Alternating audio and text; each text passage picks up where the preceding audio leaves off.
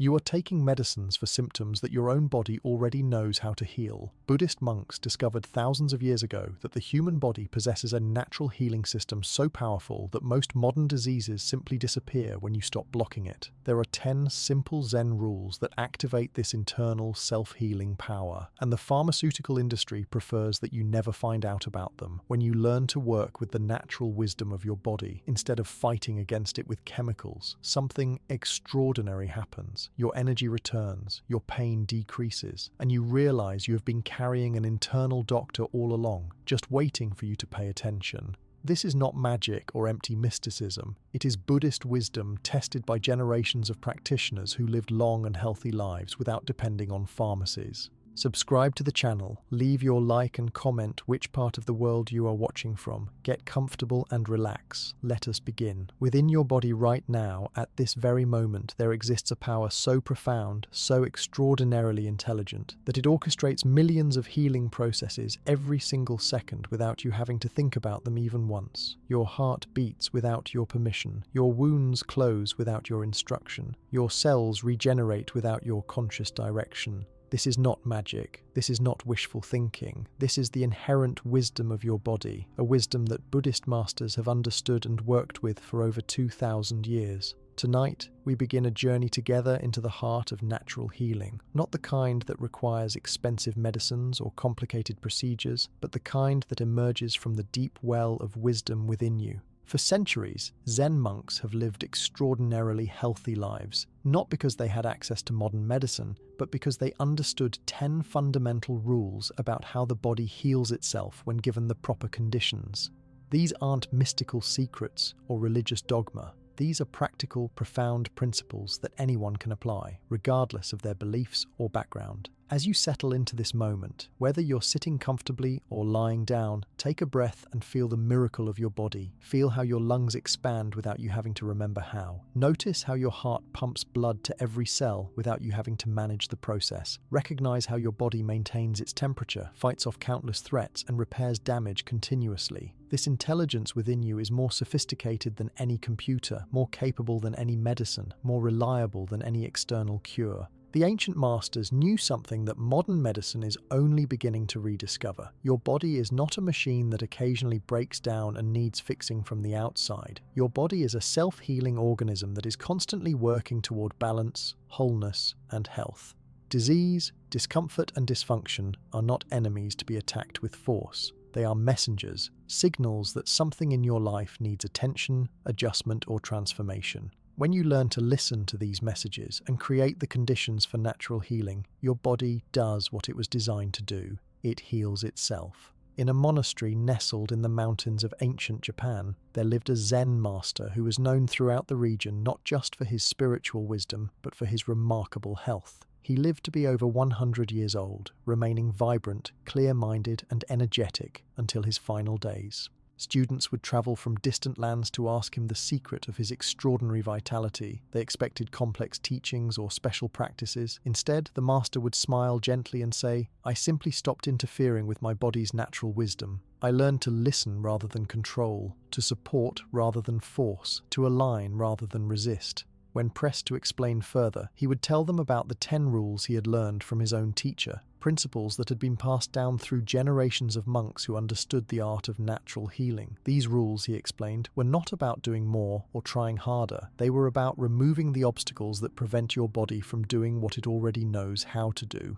They were about creating space for healing rather than forcing healing to happen. They were about partnership with your body's wisdom rather than domination over your body's processes. The first rule is perhaps the most fundamental, the foundation upon which all the others rest. It is this: trust the wisdom already within you.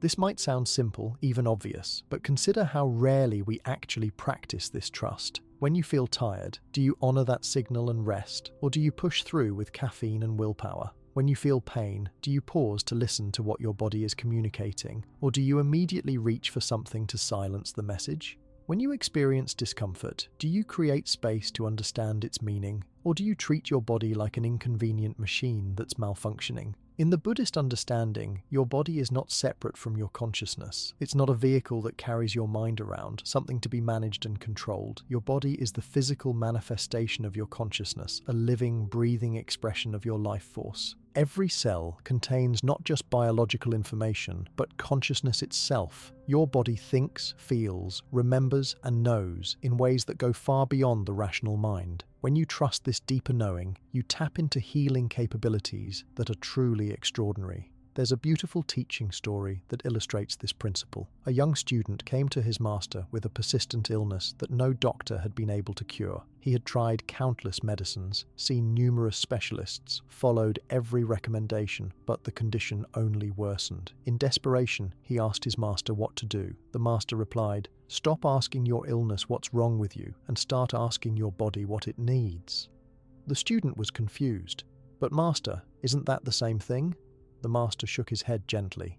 When you focus on the illness, you're focusing on the problem, and problems have a way of growing larger when we give them too much attention. But when you focus on what your body needs, you're focusing on solutions, on wisdom, on the natural movement toward health. Your body already knows how to heal this condition. Your job is not to figure out how to fix yourself. Your job is to create the conditions that allow your body's wisdom to express itself. The student tried this new approach. Instead of obsessing over his symptoms and trying to control his illness, he began each day by sitting quietly and asking his body what it needed. Sometimes the answer was rest, sometimes it was movement, sometimes it was a particular food or being in nature or crying or laughing or simply breathing deeply. He stopped fighting against his body and started partnering with it.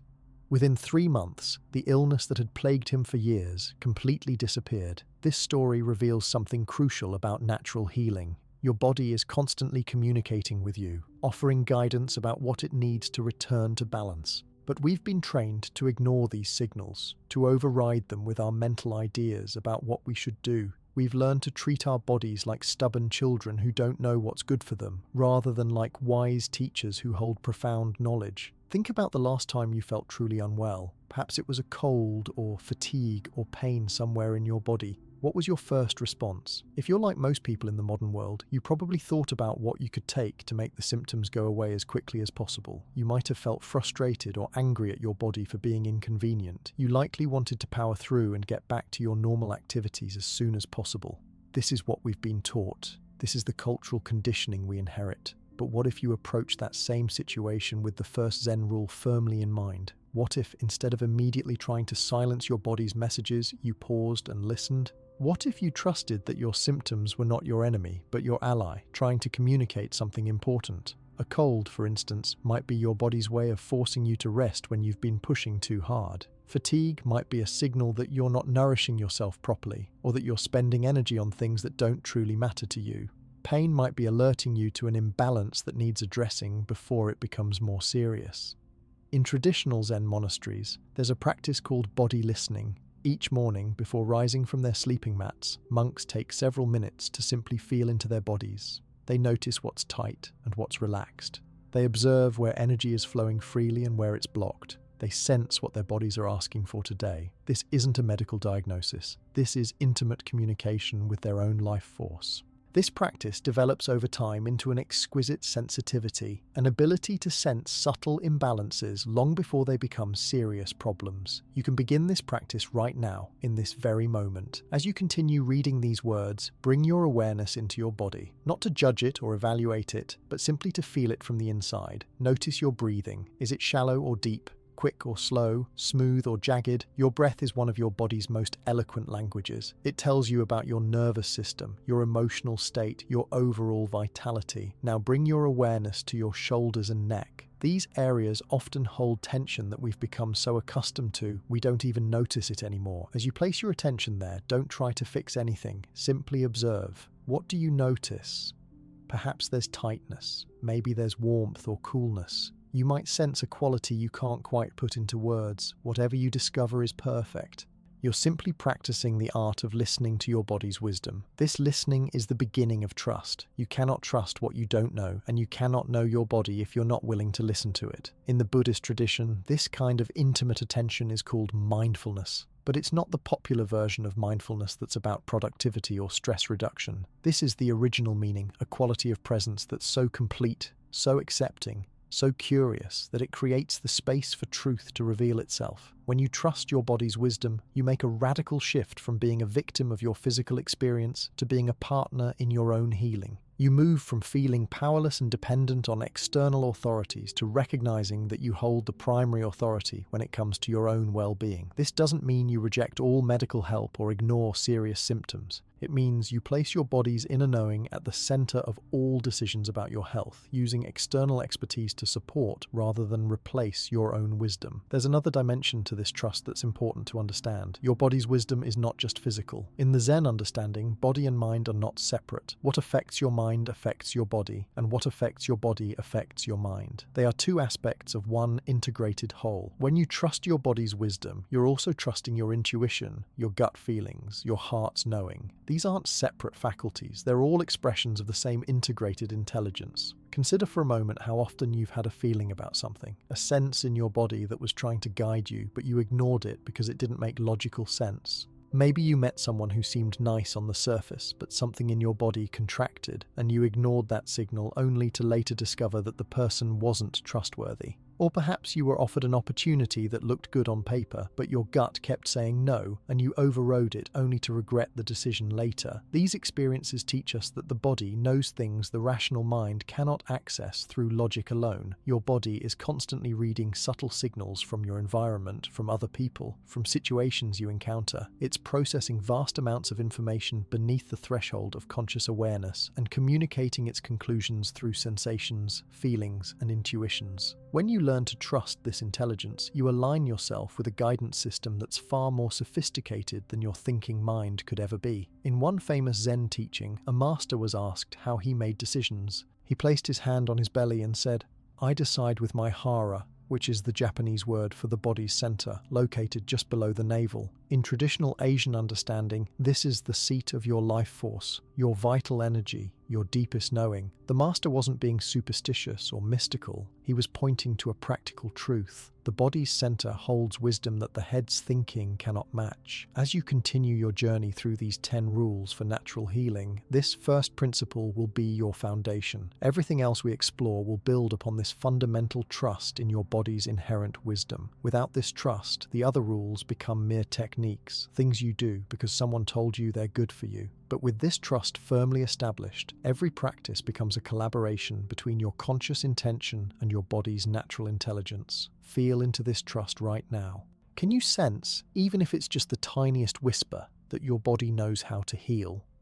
Can you recognize that every cut that's ever closed on your skin, every cold you've ever recovered from, every injury that's ever mended, happened because of your body's innate healing capacity? You didn't have to know how to knit skin cells back together. You didn't have to consciously direct white blood cells to attack infections. You didn't have to figure out how to repair damaged tissue. Your body knew. Your body has always known. This knowing is not diminished by illness or challenged by disease. Even when your body is struggling, even when healing seems distant, the wisdom remains intact. Sometimes healing takes forms we don't expect. Sometimes the body's wisdom leads us through difficult territory because that's what's needed for our deepest well-being. But the intelligence never wavers. The commitment to your wholeness never falters. Your body is always working on your behalf. In the quiet monasteries where these rules were refined over centuries, monks understood that healing is not just physical recovery. True healing is the restoration of wholeness, the integration of all aspects of your being into harmonious balance. Sometimes physical symptoms persist even as deeper healing occurs. A monk might continue to experience pain in his aging body while simultaneously experiencing profound peace in his spirit. This too is healing, the healing of your relationship with whatever is present, the healing of resistance into acceptance, the healing of fear into trust. The first rule then is not just about trusting your body to fix problems. It's about trusting your body to guide you toward wholeness, whatever form that takes. It's about recognizing that the same intelligence that grew you from a single cell into the complex being you are today is still operating, still wise, still worthy of your deepest trust. When you align with this principle, you take the first and most important step on the path of natural healing. You stop working against your body and begin working with it. You stop seeing yourself as broken and start seeing yourself as whole. You stop searching for cures outside and start accessing the healing power within. As we prepare to explore the second rule, take a moment to let this first principle settle deeply into your consciousness. Feel what it would be like to truly trust your body, to honor its signals, to listen to its wisdom, to partner with its intelligence. This is not just an idea to consider intellectually. This is a lived practice, something you cultivate moment by moment, breath by breath, day by day. With this trust as your foundation, you're ready to discover the next principle that will deepen your capacity for natural healing. The second Zen rule for natural healing flows naturally from the first, like water following the contours of the land. If the first rule is about trusting your body's wisdom, the second rule is about creating the space for that wisdom to express itself. This principle states simply, cultivate stillness, for healing happens in the gaps between activity. In our modern world, this might be the most challenging rule to follow, yet it is perhaps the most essential. Think about the last time you were truly still, not just physically motionless, but genuinely still in body, mind, and spirit. For most people, such moments are rare, perhaps non-existent. We live in a culture that glorifies busyness, that measures worth by productivity, that views stillness as laziness or wasted time. From the moment we wake until we collapse into sleep, we're doing, moving, achieving, consuming, producing. Even our rest is often active, filled with entertainment, stimulation, or the planning of future activities. But healing requires something different. Healing requires the kind of deep stillness that allows your body to shift from survival mode into restoration mode. Your nervous system has two primary states. One is sympathetic activation, what we call the fight or flight response. This is the state of doing, of action, of responding to perceived threats or demands. The other is parasympathetic activation, what we call the rest and digest response. This is the state where healing actually occurs, where your immune system functions optimally, where damaged tissues are repaired, where energy is restored. Here's the crucial understanding that Zen masters discovered centuries ago. Your body cannot be in both states simultaneously. When you're constantly active, constantly stimulated, constantly in doing mode, your body cannot access its healing capacities. It's like trying to repair a car while driving it at full speed on the highway. The systems needed for repair simply aren't available when the systems for action are engaged. In a mountain monastery in ancient China, there was a healing hall where monks who were ill would go to recover. What's remarkable about this hall is what happened there, or rather, what didn't happen. The monks in the healing hall did nothing. They sat in stillness, they lay in stillness, they walked very slowly in stillness. No treatments were administered, no medicines were given. The only prescription was profound, complete stillness, and the healing rates were extraordinary. Western observers who heard about this practice were skeptical. How could doing nothing heal serious illnesses? But the monks understood something that modern science is only now confirming. The body has remarkable self-healing capabilities that are activated in states of deep rest. When you stop flooding your system with stress hormones, when you cease the constant demands on your energy, when you allow your nervous system to shift into its healing state, your body can accomplish what no external medicine can match. One teaching story tells of a wealthy merchant who developed a serious illness. He consulted the best doctors, tried the most expensive treatments, followed every recommendation meticulously. Nothing worked. In desperation, he traveled to a remote monastery to seek the help of a master healer. The master listened to his story, examined him briefly, and said, "The cure for your condition is simple. Do nothing for 3 months." The merchant was outraged. "I didn't travel all this way to be told to do nothing. I need active treatment, powerful medicine, expert intervention." The master smiled gently. "Your illness came from too much doing. How can more doing cure it? You've been trying to force healing with the same energy that created your sickness. The body heals in stillness, not in striving. If you want to recover, you must learn to do the most difficult thing in the world for someone like you. You must learn to simply be."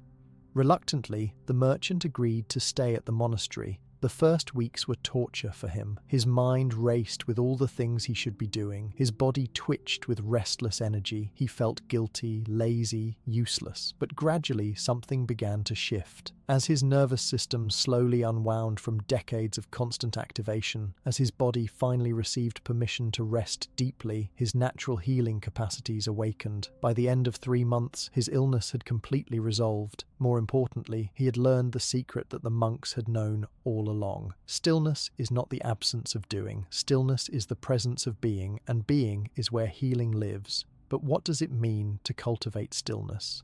This is not about forcing yourself to sit motionless when every fiber of your being wants to move. That kind of forced stillness creates its own tension, its own stress. True stillness emerges from a shift in your relationship with activity itself. It comes from recognizing that you are not what you do, that your worth is not measured by your productivity, that rest is not something you have to earn by first doing enough. In Zen practice, there's a form of meditation called shikantaza, which means just sitting. You're not sitting to achieve anything, not meditating to get somewhere or become someone different. You're simply sitting, allowing yourself to be exactly as you are in this moment. This is the essence of cultivating stillness. It's not about adding another activity to your life, it's about discovering the space that already exists between and beneath all your activities. Close your eyes for a moment if you can. Take a deep breath. As you exhale, allow your body to settle a little more completely into whatever is supporting it.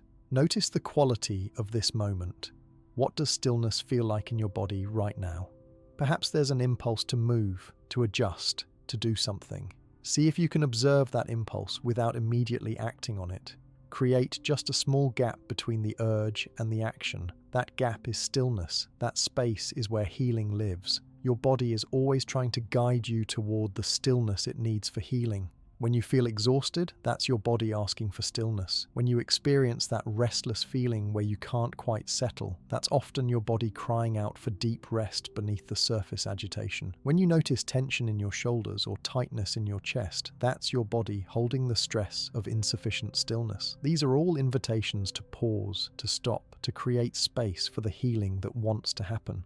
But our culture trains us to ignore these invitations. When we feel tired, we drink coffee. When we feel restless, we distract ourselves with screens. When we notice tension, we push through it. We've learned to treat our body's calls for stillness as inconveniences to be overcome rather than wisdom to be honored. The second rule asks you to reverse this conditioning, to begin treating stillness not as laziness, but as medicine, not as wasted time, but as essential healing space. There's a profound teaching in Buddhism about the nature of effort and ease. In the story, a student is learning to play a stringed instrument. At first, he makes the strings too tight, and they snap. Then he makes them too loose, and they won't produce sound. Finally, he learns to tune them just right, not too tight and not too loose. The Buddha uses this as a metaphor for spiritual practice, but it applies equally to healing. You cannot force healing through intense effort and constant doing. But you also cannot neglect your well-being through complete passivity. The sweet spot is finding the middle way, the balance between appropriate action and healing stillness. In your own healing journey, this means learning to discern when action is needed and when stillness is needed. Sometimes your body needs movement, exercise, activity. Other times it needs rest, quiet, stillness. The wisdom is knowing which is appropriate in each moment and having the courage to honor that knowing even when it goes against cultural expectations or your own conditioning. Consider how you currently structure your days. For most people, the day is filled with constant activity from morning until night, with stillness relegated to sleep. But sleep, while essential, is not the same as conscious stillness. Sleep is unconscious rest. Stillness is conscious rest, and both are needed for optimal healing. When you build periods of genuine stillness into your daily life, you give your body regular opportunities to access its healing capacities rather than waiting until you're sick or exhausted to rest. The Zen monasteries understood this deeply. Their daily schedule included multiple periods of sitting meditation, not just for spiritual development, but for physical and mental health. Modern research has confirmed what the monks knew intuitively. Regular periods of deep stillness reduce inflammation, strengthen immune function, improve heart health, balance hormones, and activate the body's natural healing mechanisms. This isn't mystical, this is biological reality. But stillness doesn't have to mean sitting meditation, though that's certainly one powerful form. Stillness can be found in many ways. It might be lying quietly in nature, listening to the wind in the trees. It could be sitting by water,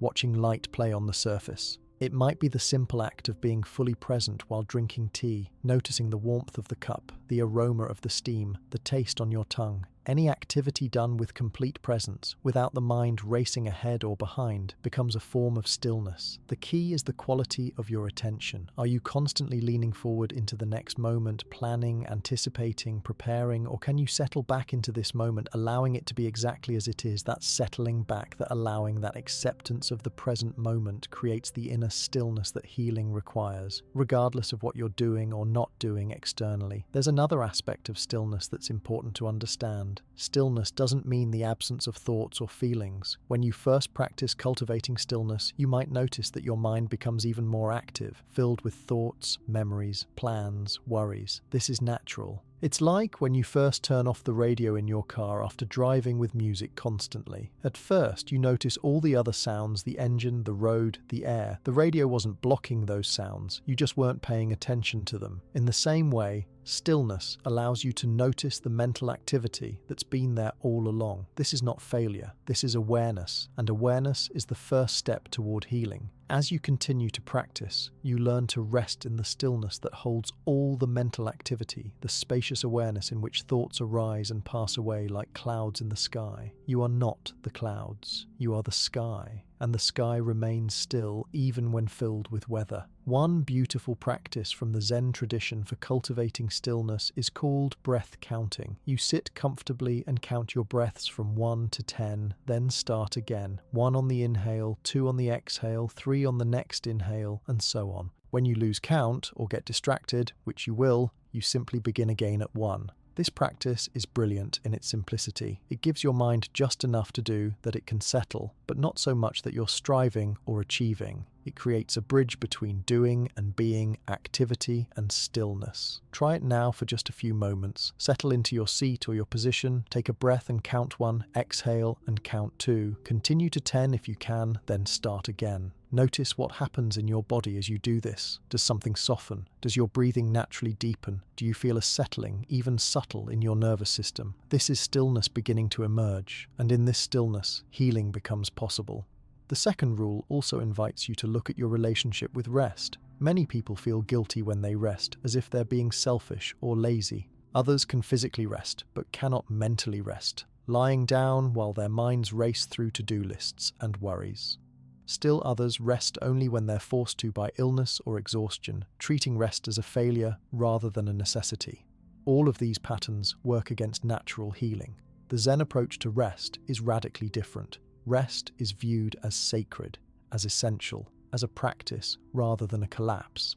In the monasteries, rest periods are built into the schedule with the same importance as meditation or work. There's no guilt associated with rest, no sense that you should be doing something more productive. Rest is productive. Rest is when healing happens. Rest is when your body regenerates and your mind integrates and your spirit renews itself. Imagine what it would be like to approach rest with this attitude. Instead of collapsing on the couch, feeling guilty about all the things you're not doing, you consciously choose rest as a healing practice. You create a restful environment, perhaps dimming lights or playing gentle music. You set a clear intention that this time is for healing, for restoration, for allowing your body's wisdom to do its work. You let go of the need to be productive and simply allow yourself to be. This kind of conscious, guilt-free rest is exponentially more healing than rest tinged with resistance or guilt. Another dimension of stillness is silence. In our world, we're surrounded by constant noise, from traffic to technology, from other people to our own internal chatter. But silence, like stillness, is healing. In silence, your nervous system can truly rest. Your senses can recover from constant stimulation.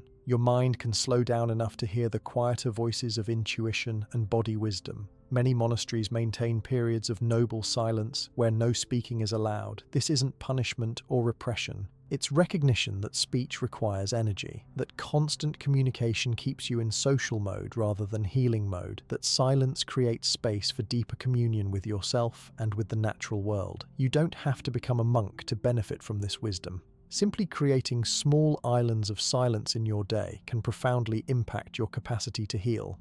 Perhaps you take your morning tea in silence before the household awakens. Maybe you drive to work without the radio, allowing the silence to settle your nervous system before the day's demands begin. You might take a walk in nature without headphones, opening your ears to birdsong and wind instead of podcasts or music. These small practices of silence accumulate over time, training your system to access stillness more easily, creating regular opportunities for healing to occur.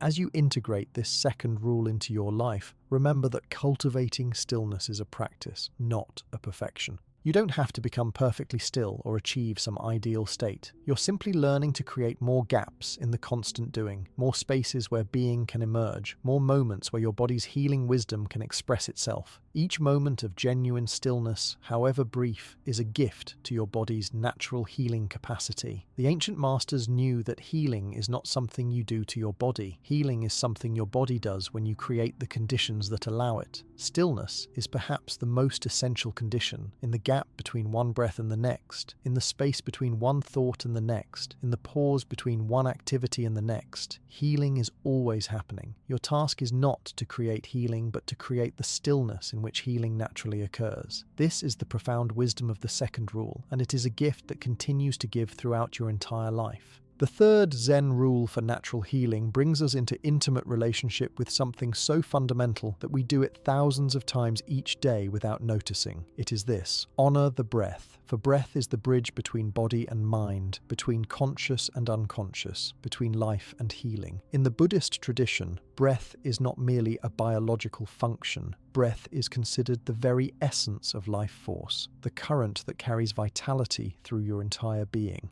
In a small monastery in the mountains of Tibet, there's an ancient teaching that has been passed down through generations. The teaching says that you are given a certain number of breaths in this lifetime, and how you use those breaths determines not just how long you live, but how well you live. The monks who understand this teaching don't try to breathe less to extend their lives. Instead, they breathe with such awareness, such presence, such honoring of each breath, that every breath becomes a meditation, a prayer, a healing. When a new student arrives at this monastery, before they're taught anything about philosophy or meditation techniques, they're taught to breathe, not taught new ways of breathing, but taught to notice the breath they already have. The master will sit with them and say, "Your breath knows more about you than your mind knows about you. Your breath reveals your emotional state, your physical health, your level of stress, your capacity for presence. Learn to read your breath, and you learn to read your life. Learn to work with your breath, and you learn to work with your healing." Most people breathe incorrectly from a very young age. Watch a baby breathe, and you'll see the natural way. Their whole belly rises and falls with each breath. The breath is deep, complete, unrestricted. But as we grow older, as we accumulate stress and tension and trauma, our breathing becomes shallow, restricted to the upper chest. We take quick, incomplete breaths that never fully fill our lungs or fully empty them. This shallow breathing keeps us in a constant state of low-level stress, signaling to our body that we're under threat, preventing us from accessing our healing capacity. The remarkable thing is that breath is one of the few bodily functions that is both automatic and under conscious control. Your heart beats without your permission, your digestion happens without your direction, but breath operates in both realms. It continues automatically when you're not paying attention, yet you can consciously change it anytime you choose. This makes breath a powerful bridge, a tool for influencing systems that normally operate beneath conscious awareness. When you change your breathing, you directly affect your nervous system. Slow, deep breathing activates the parasympathetic nervous system, the rest and heal mode. Quick, shallow breathing activates the sympathetic nervous system, the stress and action mode. This isn't theory or belief. This is measurable physiology. By simply adjusting how you breathe, you can shift your entire body chemistry, activating healing mechanisms or stress mechanisms depending on your pattern. There's a beautiful story about a monk who became ill with a condition that caused him tremendous pain. Doctors told him there was nothing they could do. He would have to live with this pain for the rest of his life. The monk returned to his monastery and spoke with his master. The master said, "Pain is inevitable, but suffering is optional. You cannot change the pain, but you can change your relationship with it through your breath." The master taught him a specific practice. Whenever the pain arose, instead of tensing against it or trying to escape it, the monk was to breathe directly into the pain. On each inhale, he would imagine his breath flowing to the exact location of the pain, bringing healing energy, compassion, acceptance. On each exhale, he would imagine releasing tension, resistance, suffering. At first, this seemed impossible. The pain was so intense that all he wanted was to get away from it. But gradually, through patient practice, something remarkable happened. The monk discovered that when he breathed into the pain, rather than resisting it, the suffering around the pain diminished, even though the pain itself remained. The pain was still there, but it no longer controlled his experience. He could be present with the pain, breathe with the pain, accept the pain, and in that acceptance, find a kind of peace he had never known. Over time, as he continued this practice, the pain itself began to lessen. Not because the breath was a medicine that treated his condition, but because the breath changed his relationship with the condition in ways that allowed natural healing to occur. This story reveals something crucial about breath and healing. Breathing is not just about getting oxygen into your body. Breath is about presence, about awareness, about the quality of attention you bring to your moment-by-moment experience. When you breathe consciously, you anchor yourself in the present moment, and the present moment is the only place where healing actually happens. You cannot heal in the past, it's already gone. You cannot heal in the future, it hasn't arrived. You can only heal right now, in this breath, in this moment. Feel your breath right now as you take in these words. Don't change it yet, just notice it. Is it shallow or deep? Fast or slow? Does it feel restricted anywhere? Does it reach your belly or stay in your chest? Your breath in this moment is giving you information about your current state. If it's shallow and quick, your nervous system might be activated, stressed. If it's deep and slow, your system might already be in a more relaxed state. Simply noticing without judgment is the first step. Now, if you're willing, try this simple practice. Place one hand on your chest and one hand on your belly. Take a breath in through your nose and see if you can direct that breath down into your belly, making the lower hand rise while the upper hand stays relatively still. Then exhale slowly through your mouth, feeling your belly fall. Do this 3 times, slowly, with full attention. Notice what happens in your body. Do you feel any shift, however subtle? This simple practice of belly breathing, which the Zen monks call hara breathing, is one of the most powerful tools for activating your body's healing response.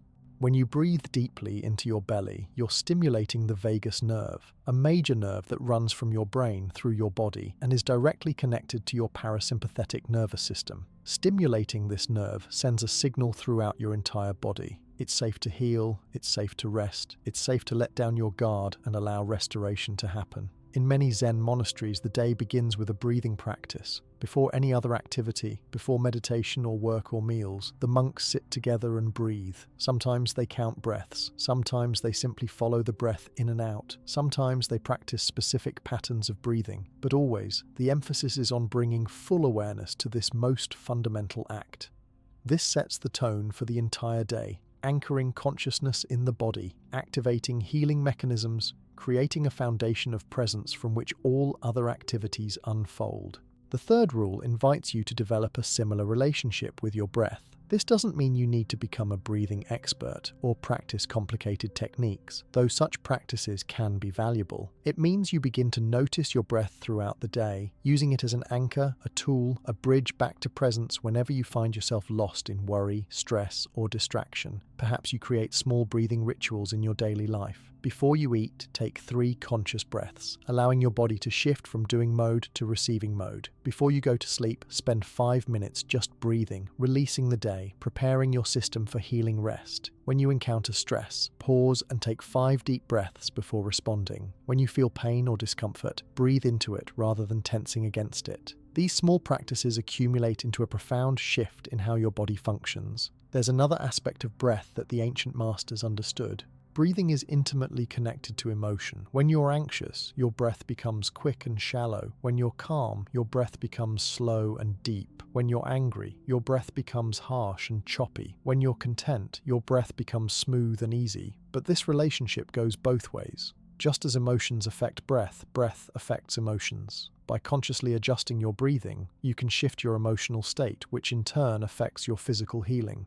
One teaching story tells of a student who struggled with intense anxiety that was making her physically ill. Her master taught her a simple breathing practice. Inhale for a count of 4, hold for a count of 4, exhale for a count of 4, hold for a count of 4, then repeat. This square breathing pattern, as it's called, creates a balanced, rhythmic breath that calms the nervous system and settles the mind. The student practiced this faithfully, not just during meditation, but throughout her day whenever she felt anxiety rising. Within weeks, her anxiety diminished significantly, and her physical symptoms began to resolve. The breath had become her medicine. You can experiment with this practice right now. Breathe in slowly, counting to 4. Hold your breath for 4. Exhale for 4. Hold empty for 4. Then repeat this cycle several times. Notice how your body responds. Does something settle? Does your mind quiet even slightly? This is the power of breath to directly influence your healing capacity. The Zen tradition also teaches about the breath of life force, what they call ki or chi. This isn't just air moving in and out. This is the vital energy that animates your body, that powers your healing, that connects you to the larger field of life around you. When you breathe consciously, you're not just exchanging gases, you're drawing in life force and circulating it through your entire being. While this might sound mystical, there's actually a physiological basis for it. Deep breathing improves circulation, oxygenates tissues, supports lymphatic flow, and enhances cellular metabolism, all of which are essential for healing. In some Zen practices, there are specific breathing techniques designed to direct healing energy to particular parts of the body. If you have pain or illness in a specific location, you can visualize your breath flowing to that area as you inhale, bringing healing energy, and flowing away from that area as you exhale, carrying away toxins and tension. Modern biofeedback research has shown that this kind of directed breathing can actually increase blood flow to specific areas, demonstrating that the mind-body connection through breath is not just imagination, but measurable reality. The third rule also invites you to consider the environment in which you breathe. Are you breathing clean air or air filled with pollutants? Are you indoors all day, or do you spend time breathing fresh outdoor air? The quality of air you breathe directly impacts your health and healing capacity. The Zen monasteries were always located in areas of natural beauty with clean air, not just for aesthetic or spiritual reasons, but because the monks understood that breathing pure air is essential for maintaining health. You might not be able to change your location, but you can make choices that improve the air quality of your immediate environment. Opening windows regularly, having plants in your space, avoiding synthetic fragrances and air fresheners, using air purifiers if needed, and spending time outdoors breathing deeply in natural settings. These practices honor the breath by honoring what you're breathing. There's also the practice of breathing with awareness of the breath's journey. As you inhale, the air enters through your nose or mouth, travels down your throat, fills your lungs, and oxygen is extracted and sent throughout your body via your bloodstream. As you exhale, carbon dioxide and other waste products are expelled, cleansing your system. This constant exchange is keeping you alive right now, and it's happening whether you notice it or not. But when you do notice it, when you bring awareness to this miraculous process, you create a quality of presence that enhances everything the breath does. One advanced practice in the Zen tradition is called just breathing. Similar to just sitting, this practice involves bringing your complete attention to your breath without trying to change it, control it, or even understand it. You simply observe the breath exactly as it is, noticing its natural rhythm, its quality, its characteristics. This practice develops a profound intimacy with your own life force and cultivates a quality of acceptance that is itself healing. As you integrate the third rule into your healing journey, remember that every single breath is an opportunity to return to the present moment, an opportunity to activate your healing response, an opportunity to release what needs releasing and receive what needs receiving. Your breath has been with you since your first moment of life, and it will be with you until your last. It is your most faithful companion, always available, always offering its support. The ancient masters taught that the breath is a direct link to what they called Buddha nature, your inherent wholeness, your original health, your fundamental perfection. When you breathe with full awareness, you're not trying to become healthy, you're remembering the health that is your true nature.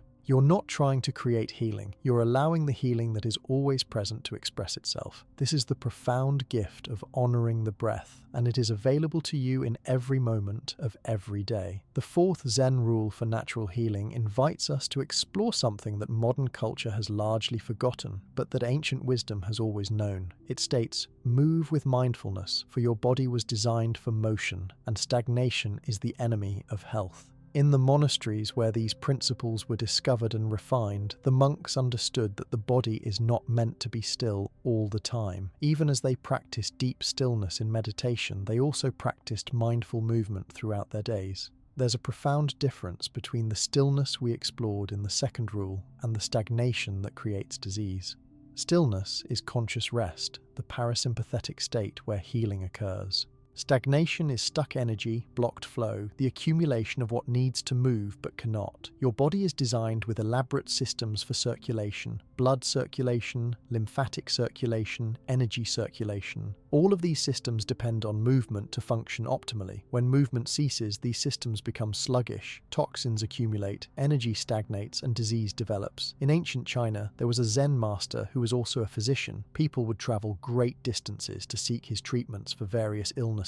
What surprised many was that his primary prescription was rarely medicine. Instead, he would teach people specific movements, ways of walking, flowing exercises that looked almost like a slow dance. Some people were disappointed, having expected some secret herb or powerful remedy, but those who followed his guidance and practiced the movements faithfully found their health restored in ways that medicines had never accomplished. One day, a scholar asked this master why movement was so healing. The master took him to a stream. "Look at this water," he said. "Where it flows freely, it is clear, pure, alive. But look over there." He pointed to a still pool at the stream's edge. "Where the water is stagnant, it becomes cloudy, it breeds mosquitoes, it begins to smell. Your body is the same. Where energy flows freely through movement, you have health. Where energy becomes stagnant through lack of movement, you have disease." This teaching reveals a fundamental truth about the human body.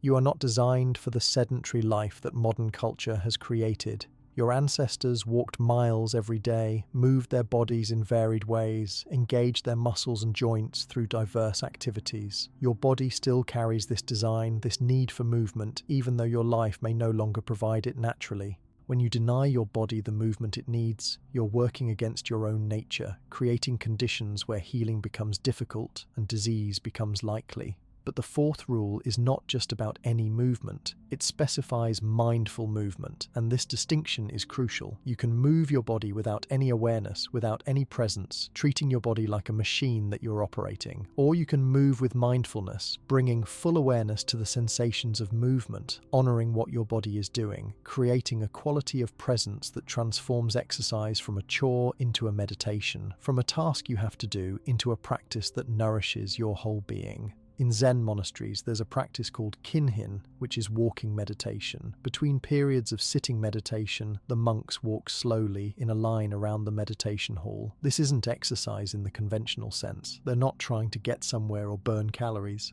They're walking with complete awareness, feeling each foot lift, move through the air, and contact the ground. They're noticing how their weight shifts, how their muscles engage, how their breath coordinates with their steps. This mindful movement is as much a meditation as sitting still, and it serves to circulate the energy that accumulated during stillness. You can practice this kind of mindful movement right now. If you're able, stand up and take a few steps, but do it with complete attention. Feel your weight shift as you prepare to step. Notice how your foot lifts from the ground. Be aware of the muscles in your legs engaging to move you forward. Feel your foot descend and make contact with the ground. Experience the transfer of weight onto that foot as the other foot prepares to step. This simple act of walking, done with complete presence, becomes a powerful practice for connecting with your body's wisdom and supporting its healing. The ancient practices of Tai Chi, Qigong, and yoga all emerged from this understanding that mindful movement is healing. These aren't just exercises, they're moving meditations designed to cultivate the flow of life force through your body, to release blockages, to balance energy, to support your body's natural healing capabilities. You don't have to become an expert in these practices to benefit from their wisdom. The key principle they all share is this: move slowly enough to maintain full awareness. Breathe consciously as you move, and honor your body's limits rather than pushing through pain. There's a teaching story about a monk who developed severe pain in his joints. He could barely walk and assumed his days of physical activity were over. His master, however, had different guidance. "Your joints hurt because they've become stagnant," the master said. "The cure is not to stop moving, but to start moving differently. Move slowly, mindfully, with great gentleness. Let each movement be a prayer, an offering, a meditation.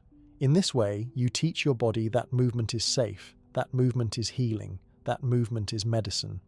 The monk followed this guidance. At first, even the gentlest movements were painful, but he moved with complete presence, breathing into any discomfort, never forcing, always honoring what his body could do in each moment. Gradually, over weeks and months, his range of motion increased. The pain diminished. The stagnation that had accumulated in his joints began to release. Within a year, he was moving freely again, and he had learned a valuable lesson. The body heals through mindful, gentle, consistent movement. This principle applies regardless of your current physical condition. Even if you face significant limitations, there is some movement available to you, and that movement, done mindfully, supports healing. It might be as simple as rotating your ankles while sitting, or opening and closing your hands, or turning your head gently from side to side. The specific movement matters less than the quality of awareness you bring to it, and the consistency with which you practice. Modern research has confirmed what the Zen masters knew intuitively. Movement reduces inflammation, boosts immune function, improves circulation, enhances lymphatic drainage, balances hormones, strengthens bones, maintains muscle mass, supports cardiovascular health, and improves brain function. There is virtually no aspect of your health that isn't positively impacted by regular mindful movement. Conversely, sedentary behavior is now recognized as one of the most significant risk factors for chronic disease, comparable to smoking in its negative health impacts. But here's where the mindfulness aspect becomes crucial. You can exercise intensely, pushing your body hard without any awareness or presence, and while this is better than no movement at all, it misses the deeper healing potential that mindful movement offers. When you move mindfully, you're not just working your muscles and cardiovascular system, you're also releasing emotional holdings, clearing energetic blockages, and cultivating the mind-body connection that is essential for natural healing. Think about how you currently move through your day. Do you rush from place to place without noticing the sensation of movement? Do you sit for long hours without changing position? Do you exercise as a chore, something to check off your list while your mind is elsewhere? Or do you move with awareness, presence, gratitude for what your body can do? The fourth rule invites you to transform your relationship with movement, to see it not as optional or as something you do only when you're trying to lose weight or get fit, but as essential medicine that you take daily through mindful practice. One beautiful practice from the Zen tradition is called body scanning movement. You begin by bringing awareness to your body as it is right now. Then you make small, gentle movements, scanning through your body to notice where movement feels restricted or painful. When you find such an area, instead of avoiding it, you give it attention. You move that area slowly, mindfully, breathing into any sensation, never forcing, but gently exploring the edges of your current range of motion. This practice helps identify where energy is stuck and begins the process of releasing those blockages. Try this practice now if you're willing. Start with your neck. Gently turn your head to the right, noticing how far you can comfortably turn. Breathe.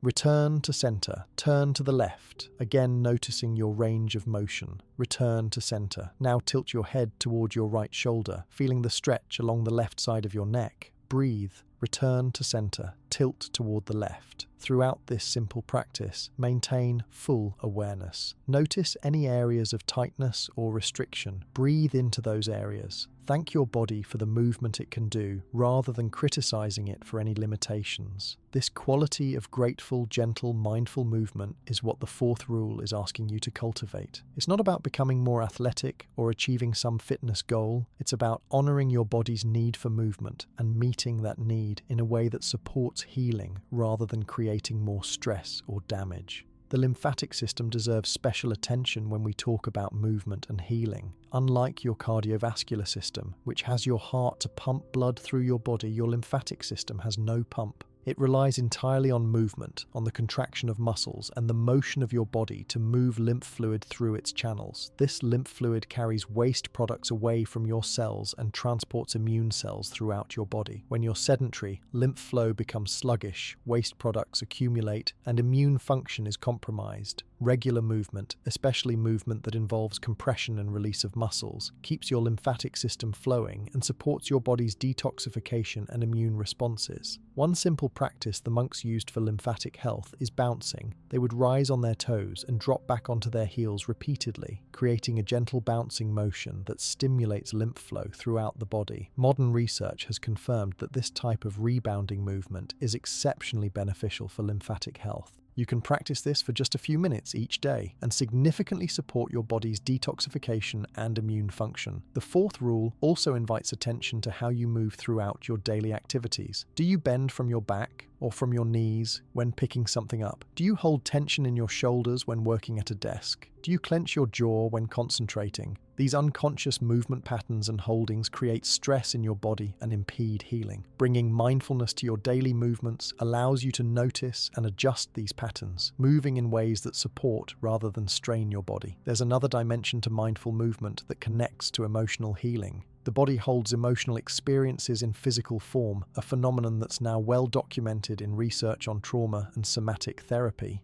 Past hurts, fears and traumas can be stored in muscular tension, in postural patterns, in restrictions in your movement. When you move mindfully, especially when you bring awareness to areas that feel tight or restricted, you create the opportunity for these held emotions to release. You might find yourself feeling emotional during or after movement practices, experiencing waves of sadness or anger or fear that seem to come from nowhere. This is the body releasing what it has been holding, and it is part of the healing process. One teaching story illustrates this beautifully. A woman came to a Zen master carrying tremendous grief from a loss in her life. She couldn't stop crying, couldn't sleep, couldn't eat. The master taught her a simple movement practice. Each morning she was to raise her arms overhead as she inhaled, then lower them as she exhaled, repeating this for several minutes while allowing herself to feel whatever arose. The woman practiced faithfully.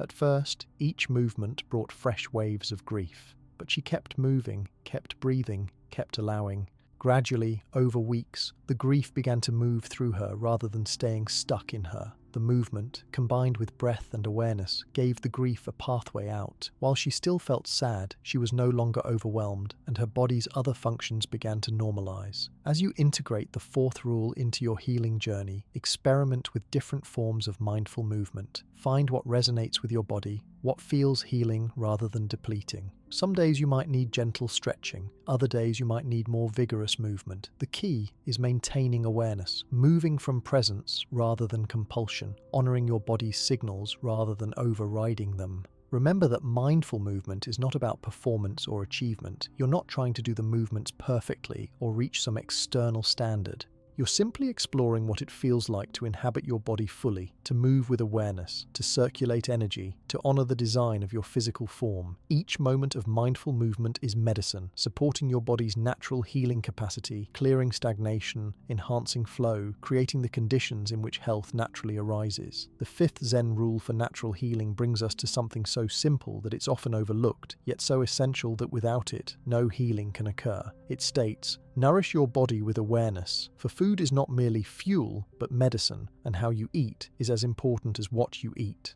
In the Buddhist tradition, eating has always been considered a sacred act, a form of meditation, an opportunity to honor the interconnection between your body and all of life.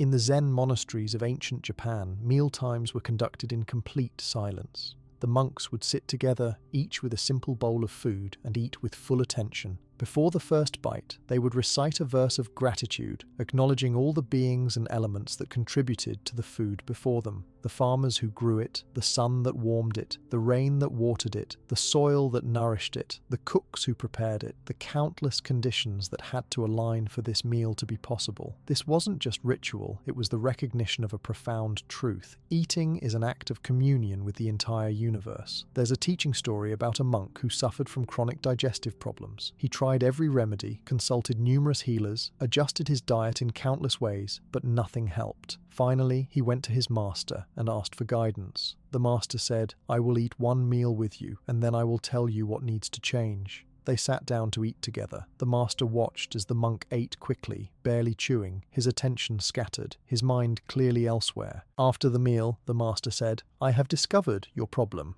You are not eating. Food is entering your mouth and going into your stomach, but you are not present for the process. Your body cannot properly digest food when your mind is absent. The cure is simple. Be present when you eat, the monk protested. But master, I have tried many diets, many herbs, many treatments. How can simply paying attention make any difference? The master smiled. Your body is not a machine that processes whatever you put into it. Your body is a living, conscious system that responds to the quality of your attention. When you eat with awareness, with gratitude, with presence, your body receives not just the physical food, but the mental and spiritual nourishment of your care. Your digestive system functions optimally when your nervous system is calm, and your nervous system is only calm when your mind is present. Try it for 1 month, eating every meal with complete attention, and see what happens.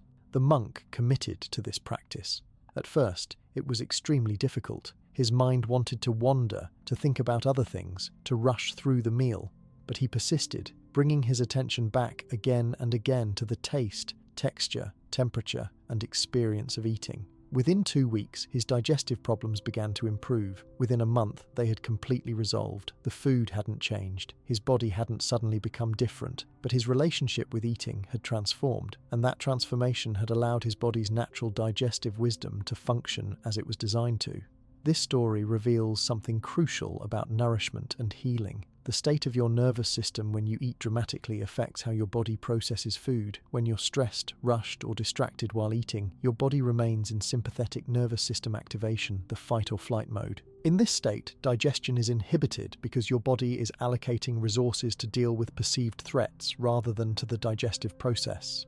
Your stomach produces less acid, your intestines move sluggishly, your body doesn't properly absorb nutrients. You could be eating the healthiest food in the world, but if you're eating it in a stressed state, your body cannot properly benefit from it. Conversely, when you eat in a state of calm presence, your parasympathetic nervous system is activated, the rest and digest mode. In this state, your body produces appropriate digestive enzymes, your intestines move at optimal pace, nutrients are properly absorbed, and the entire digestive process functions as nature designed. The simple act of eating with awareness, of being present for your meal, creates the physiological conditions for optimal digestion and nourishment. The fifth rule asks you to transform eating from something you do while multitasking into a mindful practice that supports healing. This doesn't mean every meal needs to be a formal meditation. It means bringing more awareness, more presence, more gratitude to the act of nourishing yourself. It means recognizing that what you eat and how you eat both matter profoundly for your health and healing. Let's explore what mindful eating actually looks like in practice. It begins before you take your first bite. As you sit down with your food, take a moment to simply look at it. Notice the colors, the shapes, the arrangement on your plate. Allow yourself to feel gratitude for this food, for all that made it possible. Take a breath, allowing your body to shift from whatever you were doing before into eating mode. This small pause signals to your nervous system that it's time to prepare for digestion. As you take your first bite, put down your utensil. Place the food in your mouth and actually taste it before you begin to chew. Notice the immediate sensations on your tongue. What do you taste? Is it sweet, salty, bitter, sour, umami? Is the texture smooth or rough, soft or crunchy? As you begin to chew, do so slowly and thoroughly, breaking the food down completely before swallowing. This thorough chewing is essential for proper digestion. Digestion begins in the mouth with enzymes in your saliva. When you swallow food that's not well chewed, you're forcing your stomach to work much harder. Continue eating at this slower pace, putting your utensil down between bites, chewing thoroughly, staying present with the experience. Notice when you begin to feel satisfied. In mindful eating, you stop when you're about 80% full, as they say in the Japanese tradition, hara hachi bu. This practice prevents overeating and allows your body to digest efficiently. Try this practice with your next meal, or even just with a single bite of food right now if you have something available. Place the food in your mouth. Close your eyes if you can. Don't chew yet, just notice the immediate taste and texture. Now chew slowly, counting at least 20 chews before swallowing. Notice how much more you taste, how much more satisfying even one bite becomes when you're fully present for it. This is mindful eating, and it's one of the most powerful practices for supporting digestive health and overall healing. The fifth rule also addresses what you eat, though from a perspective that might be different from typical dietary advice. The Zen approach to food is not about rigid rules or restrictive diets. It's about listening to your body's wisdom and honoring what it needs. Your body knows what nourishes it and what depletes it, but you can only hear this knowledge when you eat with enough awareness to notice how different foods affect you. In the monasteries, food was simple, primarily plant-based, unprocessed, locally grown, and seasonal. This wasn't based on nutritional science, which didn't exist in ancient times. It was based on observation and experience. The monks noticed that simple whole foods that came directly from nature supported their energy, clarity, and health, while heavy, complex, or overly processed foods made them feel sluggish and clouded their minds. They ate to support their practice, choosing foods that enhanced rather than hindered their capacity for meditation and mindfulness. There's wisdom in this approach that modern nutritional science is confirming. Whole, unprocessed foods provide not just nutrients, but countless phytocompounds that support health in ways we're still discovering. Foods in their natural state contain fiber that feeds beneficial gut bacteria, antioxidants that protect cells from damage, and compounds that support your body's natural detoxification and healing processes. When food is heavily processed, many of these beneficial components are lost, and often harmful ingredients are added. But the Zen approach doesn't make this a moral issue or a source of guilt. There's a beautiful teaching about the middle way that applies to eating. One extreme is eating carelessly, consuming whatever is convenient without regard for how it affects your body. The other extreme is becoming obsessive about food, making eating stressful and joyless, turning every meal into an anxiety-inducing calculation of nutrients and restrictions. The middle way is eating with awareness and wisdom while maintaining flexibility and enjoyment. One teaching story illustrates this balance. A student asked her master, "What is the right diet for spiritual practice and healing?" The master replied, "Eat when you're hungry, stop when you're satisfied. Choose foods that make your body feel vital and clear, and whatever you eat, eat it with gratitude and presence." If you follow these guidelines, your body will tell you what it needs, and you will naturally gravitate toward foods that support your healing. The student pressed further, "But what about specific foods? Should I avoid meat? Should I eat only raw foods? Should I follow this diet or that diet?" The master smiled. "Diets are rules created by minds. Your body's wisdom is deeper than any diet. Learn to listen to your body, and it will guide you more reliably than any external authority." This doesn't mean nutritional knowledge is useless. Understanding which foods are generally health-promoting can inform your choices. But the Zen approach invites you to integrate that knowledge with your body's own signals rather than following rules rigidly while ignoring what your direct experience is telling you. Pay attention to how you feel after eating different foods. Some foods might be considered healthy but not agree with your particular body. Other foods might be generally discouraged but work well for you. Your body is unique, and what nourishes one person optimally might not be ideal for another. This is why mindful eating is so important. It develops your capacity to sense what truly serves your body's healing. There's another aspect of mindful eating that's crucial for healing: gratitude. In the Buddhist understanding, gratitude is not just a nice feeling, it's a state that has physiological effects. When you eat with genuine gratitude, appreciating the food before you, your body enters a more receptive state. Gratitude activates the parasympathetic nervous system, the same rest and digest state we discussed earlier. It also tends to slow you down, encouraging you to savor rather than rush through your meal. Before each meal, you might practice a simple gratitude reflection. Look at your food and silently acknowledge some of what made it possible. Perhaps you think of the farmers, the plants or animals that gave their life, the water and sun that enabled growth, the people who transported and prepared the food, your own capacity to nourish yourself. This doesn't need to be elaborate or time-consuming. Even a few seconds of genuine appreciation shifts your state in ways that support digestion and nourishment. The fifth rule also invites attention to the environment in which you eat.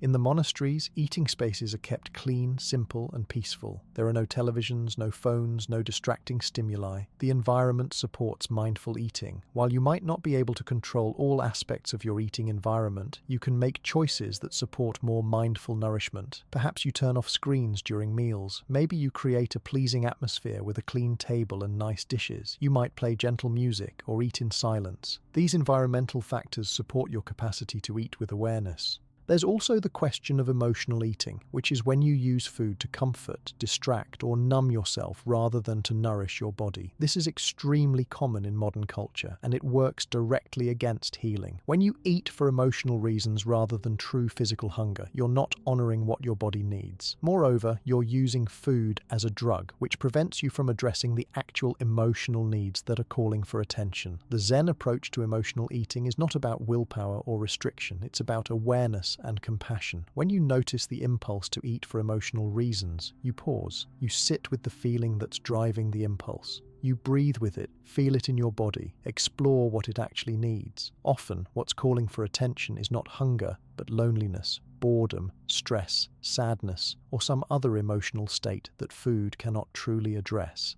When you learn to meet these states with awareness and compassion rather than immediately reaching for food, you free yourself from a pattern that undermines both emotional well-being and physical health. One practice that supports this is the pause before eating. Before you take your first bite, pause and check in with yourself. Are you actually hungry, or are you eating for some other reason? There's no judgment in this question, just curiosity. If you discover you're eating for emotional reasons, you have a choice. You can consciously choose to eat anyway, fully aware of what you're doing, or you can explore what would actually address the emotional need you're experiencing. This consciousness transforms the pattern even when you still choose to eat. As you integrate the fifth rule into your life, remember that the goal is not perfection. You don't need to eat mindfully every single time, or never eat anything that's not optimally healthy. The goal is to gradually increase awareness, to eat more often with presence, to make choices more frequently that truly nourish your body. Each mindful meal, each conscious choice, each moment of gratitude supports your body's healing capacity. Over time, these moments accumulate into a transformed relationship with food and nourishment, one that serves your healing rather than working against it.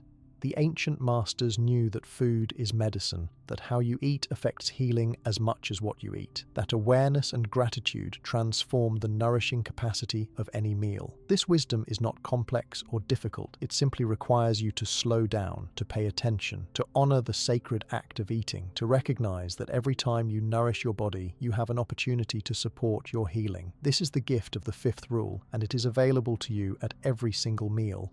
The sixth Zen rule for natural healing asks us to honor something that modern culture often treats as optional, but that is actually as essential to life as food or water. It states, "Respect the rhythm of rest, for sleep is not wasted time, but the foundation of all healing." In the deep darkness of night, when consciousness releases its grip on waking concerns, your body performs the most profound healing work. Without adequate quality sleep, no amount of healthy eating, mindful movement, or stress management can fully compensate. In the mountains of ancient Korea, there was a monastery known throughout the region for the remarkable health and longevity of its monks. Scholars came from distant lands to study their practices, expecting to discover some secret herb or special meditation technique.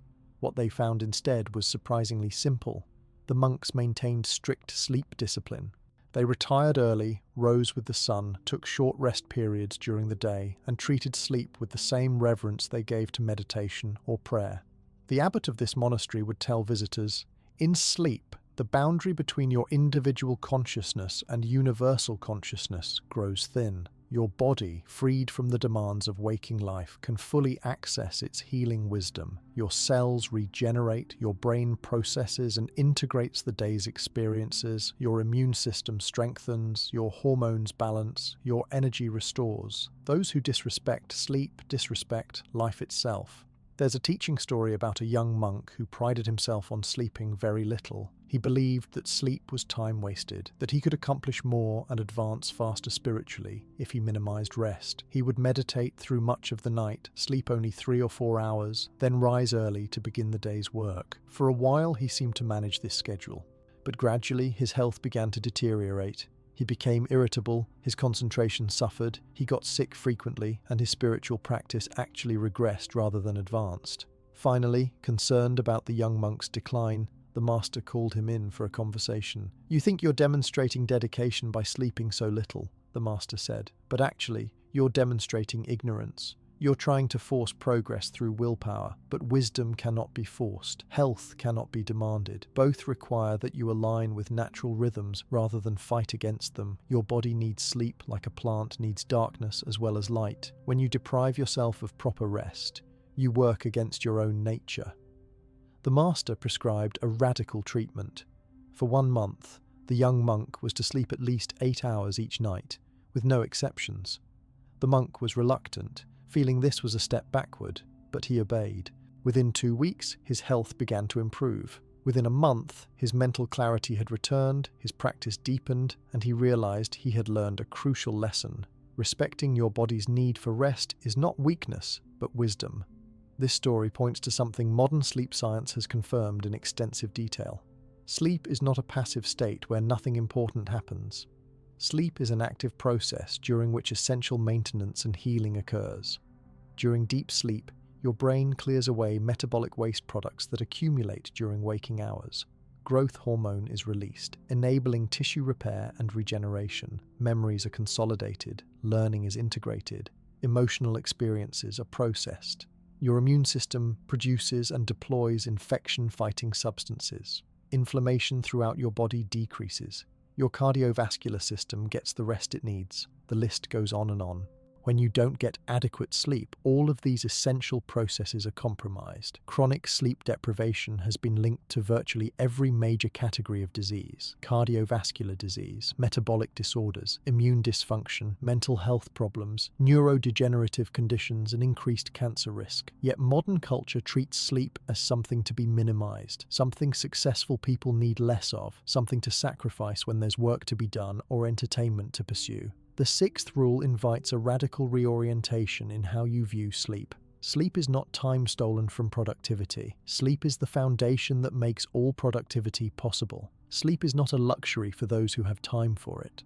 Sleep is a non-negotiable necessity for anyone who wants to maintain health and support healing. When you respect sleep, when you prioritize it, when you create the conditions for quality rest, you're investing in every aspect of your well-being. So what does it mean to respect the rhythm of rest? It begins with quantity. Most adults need 7 to 9 hours of sleep per night for optimal health. Some need a bit less, some need more, but very few people can truly thrive on less than 7 hours long term. Yet surveys consistently show that the majority of adults in modern societies get less sleep than they need. This chronic sleep debt accumulates over time, undermining health in countless ways. The Zen approach is to determine how much sleep your body actually needs, and then protect that time as sacred. You do this not by deciding arbitrarily, but by experimenting and noticing. For a few weeks, allow yourself to sleep without an alarm clock when possible, going to bed when you're tired, and waking naturally. How long do you sleep? After the initial catch-up period, if you've been sleep deprived, your sleep duration will stabilize at your body's natural need. This is how much sleep you should aim for regularly. But quantity alone is not sufficient. Quality matters enormously. You can spend 8 hours in bed, but get poor quality sleep that doesn't provide the restoration your body needs. The Zen monasteries understood this and created optimal conditions for sleep. The sleeping quarters were dark, quiet, cool, and simple. The monks followed consistent sleep schedules, going to bed and waking at the same times daily. They avoided stimulating activities before bed. They created rituals that signaled to their bodies that it was time to transition into rest. You can apply these same principles. Your sleep environment matters profoundly. Your bedroom should be as dark as possible. Even small amounts of light can disrupt sleep quality by affecting melatonin production. It should be quiet, or if noise is unavoidable, use earplugs or white noise to mask disruptive sounds. Temperature matters too. A slightly cool room promotes better sleep than a warm one. Your bed should be comfortable with supportive mattress and pillows. These aren't luxuries, they're investments in the foundation of your health. Consistency in sleep timing is also crucial. Your body has an internal circadian clock that regulates not just sleep, but countless other physiological processes. When you go to bed and wake up at roughly the same times each day, you support this natural rhythm. When your sleep schedule is erratic, constantly changing, you create a form of chronic jet lag that disrupts many aspects of your health. The The monks' practice of maintaining consistent sleep times wasn't rigidity, it was recognition of biological reality. The transition into sleep is also important. In the monasteries, the hour before bed was quiet time, dedicated to calming activities that prepared body and mind for rest. They might do gentle stretching, sit in meditation, practice calming breathwork, or recite prayers or mantras. They avoided stimulating conversations, intense activities, or anything that would activate rather than calm the nervous system. You can create your own wind-down ritual before bed. Perhaps you turn off screens an hour before sleep, since the blue light from devices disrupts melatonin production, and the content is often stimulating. Maybe you take a warm bath. The temperature drop after getting out naturally promotes sleepiness. You might do some gentle stretching or practice the breathing techniques we discussed in the third rule. You could read something calming, though not so engaging that you can't put it down. The specific activities matter less than the consistency of creating a ritual that signals to your body it's time to prepare for sleep. There's another aspect of sleep that the Zen tradition understood: the importance of naps or rest periods during the day. In many monasteries, there's a rest period in the afternoon, a time when the monks can lie down briefly or simply rest quietly. This isn't because they didn't sleep enough at night. It's recognition that the human body has natural rhythms of alertness and rest throughout the day. There's often a natural dip in energy in the early afternoon, and honouring this with a brief rest period can enhance overall health and functioning. If your schedule allows, a brief nap of 20 to 30 minutes in the early afternoon can be remarkably restorative. This isn't a sign of weakness or laziness. Research shows that napping improves cognitive function, enhances mood, boosts immune function, and supports cardiovascular health. Of course, modern work schedules don't always permit napping, but even a short period of rest, perhaps lying down during a lunch break or doing a brief meditation, can provide some of these benefits. The sixth rule also addresses what might be called sleep disturbances or insomnia. Many people struggle with falling asleep or staying asleep, and this can become a source of significant stress and health problems. The Zen approach to sleep difficulties is different from the medical approach of trying to force sleep with medications. Instead, it focuses on creating the conditions where sleep can naturally arise and releasing the anxiety around sleep itself. There's a teaching story about a monk who developed severe insomnia. The harder he tried to sleep, the more elusive it became. He would lie awake for hours, becoming increasingly anxious about not sleeping, which of course made sleep even less likely. Finally, in desperation, he went to his master. The master gave him surprising guidance.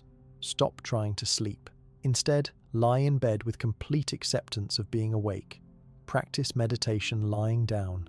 Be fully present with each breath. If sleep comes, wonderful. If it doesn't, you're still getting valuable rest and you're practicing presence. Release all attachment to the outcome. The monk tried this approach. The first few nights he lay awake, but instead of fighting it, he meditated. He noticed that even though he wasn't sleeping, he felt somewhat rested the next day. Gradually, as he released his anxiety about sleep, as he stopped fighting against wakefulness, sleep began to come more easily. Within a few weeks, his insomnia had resolved. The problem had not been his inability to sleep, but his struggle against not sleeping. This wisdom is profound. Anxiety about sleep is one of the primary factors that perpetuates sleep problems. When you lie awake worrying about not sleeping, you're activating your stress response, which directly inhibits sleep. But when you can lie in bed with acceptance, practicing gentle awareness of breath or body sensations, you're activating your relaxation response even if sleep doesn't immediately come. Often, this acceptance is exactly what allows sleep to naturally arise. There are also physical factors that can disrupt sleep and that the Zen tradition paid attention to. What you consume, especially in the hours before bed, affects sleep quality. Caffeine can remain in your system for 6 hours or more, disrupting sleep even if you can fall asleep initially. Alcohol might make you drowsy initially, but disrupts sleep architecture and prevents deep, restorative sleep. Large meals close to bedtime can cause discomfort that interferes with rest. The monks typically ate their last meal in the late afternoon or early evening, allowing plenty of time for digestion before sleep. Exercise timing also matters. Regular physical activity generally improves sleep quality, but intense exercise too close to bedtime can be stimulating and disrupt sleep. The monk's schedule included physical work during the day, but allowed several hours of calmer activity before bed.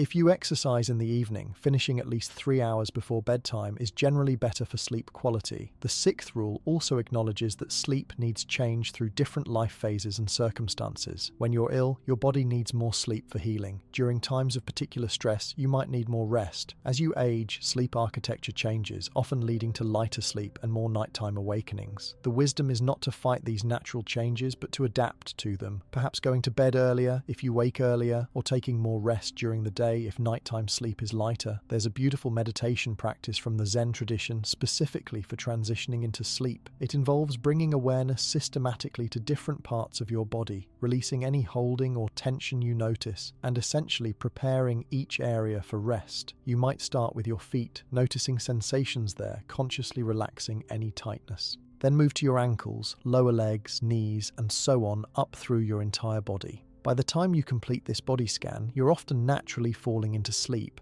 and if not, your body is deeply relaxed and receiving restorative rest. As you integrate the sixth rule into your healing journey, remember that changing sleep patterns takes time and patience. If you've been chronically sleep deprived or struggling with sleep issues, you won't resolve everything overnight. But each night that you honor your body's need for rest, each improvement you make in your sleep environment or habits, each step toward respecting the rhythm of rest supports your healing. Sleep is not a luxury or optional extra. Sleep is fundamental medicine that your body requires, and when you give it the rest it needs, you unleash healing capacities that are truly remarkable.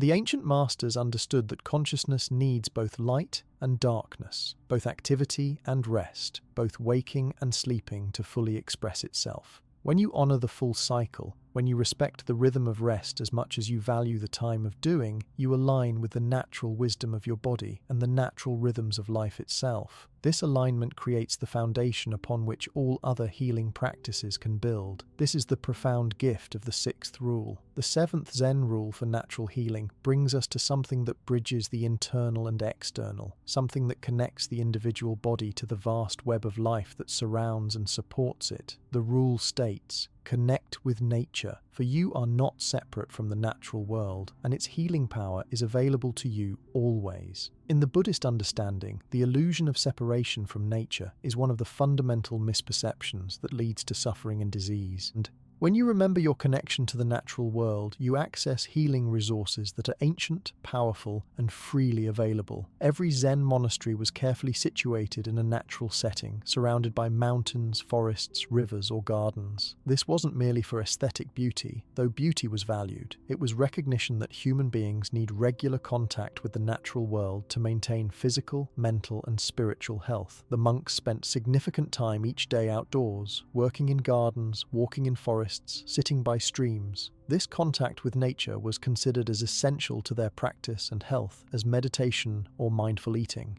There's a teaching story about a monk who suffered from a persistent ailment that sapped his energy and clouded his mind. He tried various remedies, adjusted his diet, increased his meditation, but nothing seemed to help. Finally, an elder monk observed him carefully for several days and then said, "I notice you spend all your time indoors. You rise before dawn, meditate in the hall, eat in the dining room, study in the library, and retire after dark. You never see the sun, you never touch the earth, you never breathe forest air. This is your problem. You've severed your connection to nature, and your body is suffering from this isolation." The elder prescribed a simple treatment. Every day, the ailing monk was to spend at least 2 hours outdoors. He was to walk barefoot on the earth, sit under trees, feel the wind on his skin, watch the movement of water, observe the behavior of birds and insects. He was simply to be present in the natural world, not doing anything in particular, just reconnecting with the living world around him. The monk was skeptical that such simple activity could address his persistent health problems, but he respected the elder's wisdom and followed the prescription. Within a week, he noticed his energy beginning to return. Within a month, his mental clarity had improved significantly. Within 3 months, the ailment that had plagued him for over a year had completely resolved. Nature had provided the healing that all his other efforts could not produce. This story points to something that modern research is increasingly confirming. Contact with nature has profound effects on human health. Time in natural settings reduces stress hormones, lowers blood pressure, improves immune function, enhances mood, increases energy, improves concentration, reduces inflammation, and supports healing from illness. The effects are not subtle or marginal, they're significant and measurable. Yet modern humans spend on average over 90% of their time indoors, disconnected from the natural world that our bodies evolved in and require for optimal function. The Japanese have a practice called Shinrin-yoku, which translates as forest bathing. This isn't exercise or hiking, it's simply being present in a forest environment, walking slowly, sitting quietly, engaging your senses fully with the forest atmosphere. Research on forest bathing has shown remarkable health benefits. Trees release compounds called phytoncides that, when inhaled, boost natural killer cell activity in the human immune system. The visual complexity of natural environments gives our attention a particular kind of rest that screen-based and built environments cannot provide. The sounds of nature, the rustle of leaves, bird songs, flowing water, actually calm the nervous system in measurable ways. But you don't need to live near a forest to benefit from nature connection. Any contact with natural elements provides healing benefits. A garden, a park, a body of water, even a single tree can serve as a point of connection. The seventh rule invites you to make nature contact a regular, non-negotiable part of your healing practice, regardless of where you live. What does this look like practically? It might mean starting your day by stepping outside, even briefly, to greet the morning. Perhaps you take your tea or coffee outside, noticing the quality of light, the temperature of the air, the sounds of birds. Maybe you find a nearby park where you can walk during a lunch break, taking off your shoes to feel grass or earth beneath your feet. You might create a small garden space, even just container plants, and spend time tending them. The specific practice matters less than the regular, intentional contact with living, natural elements.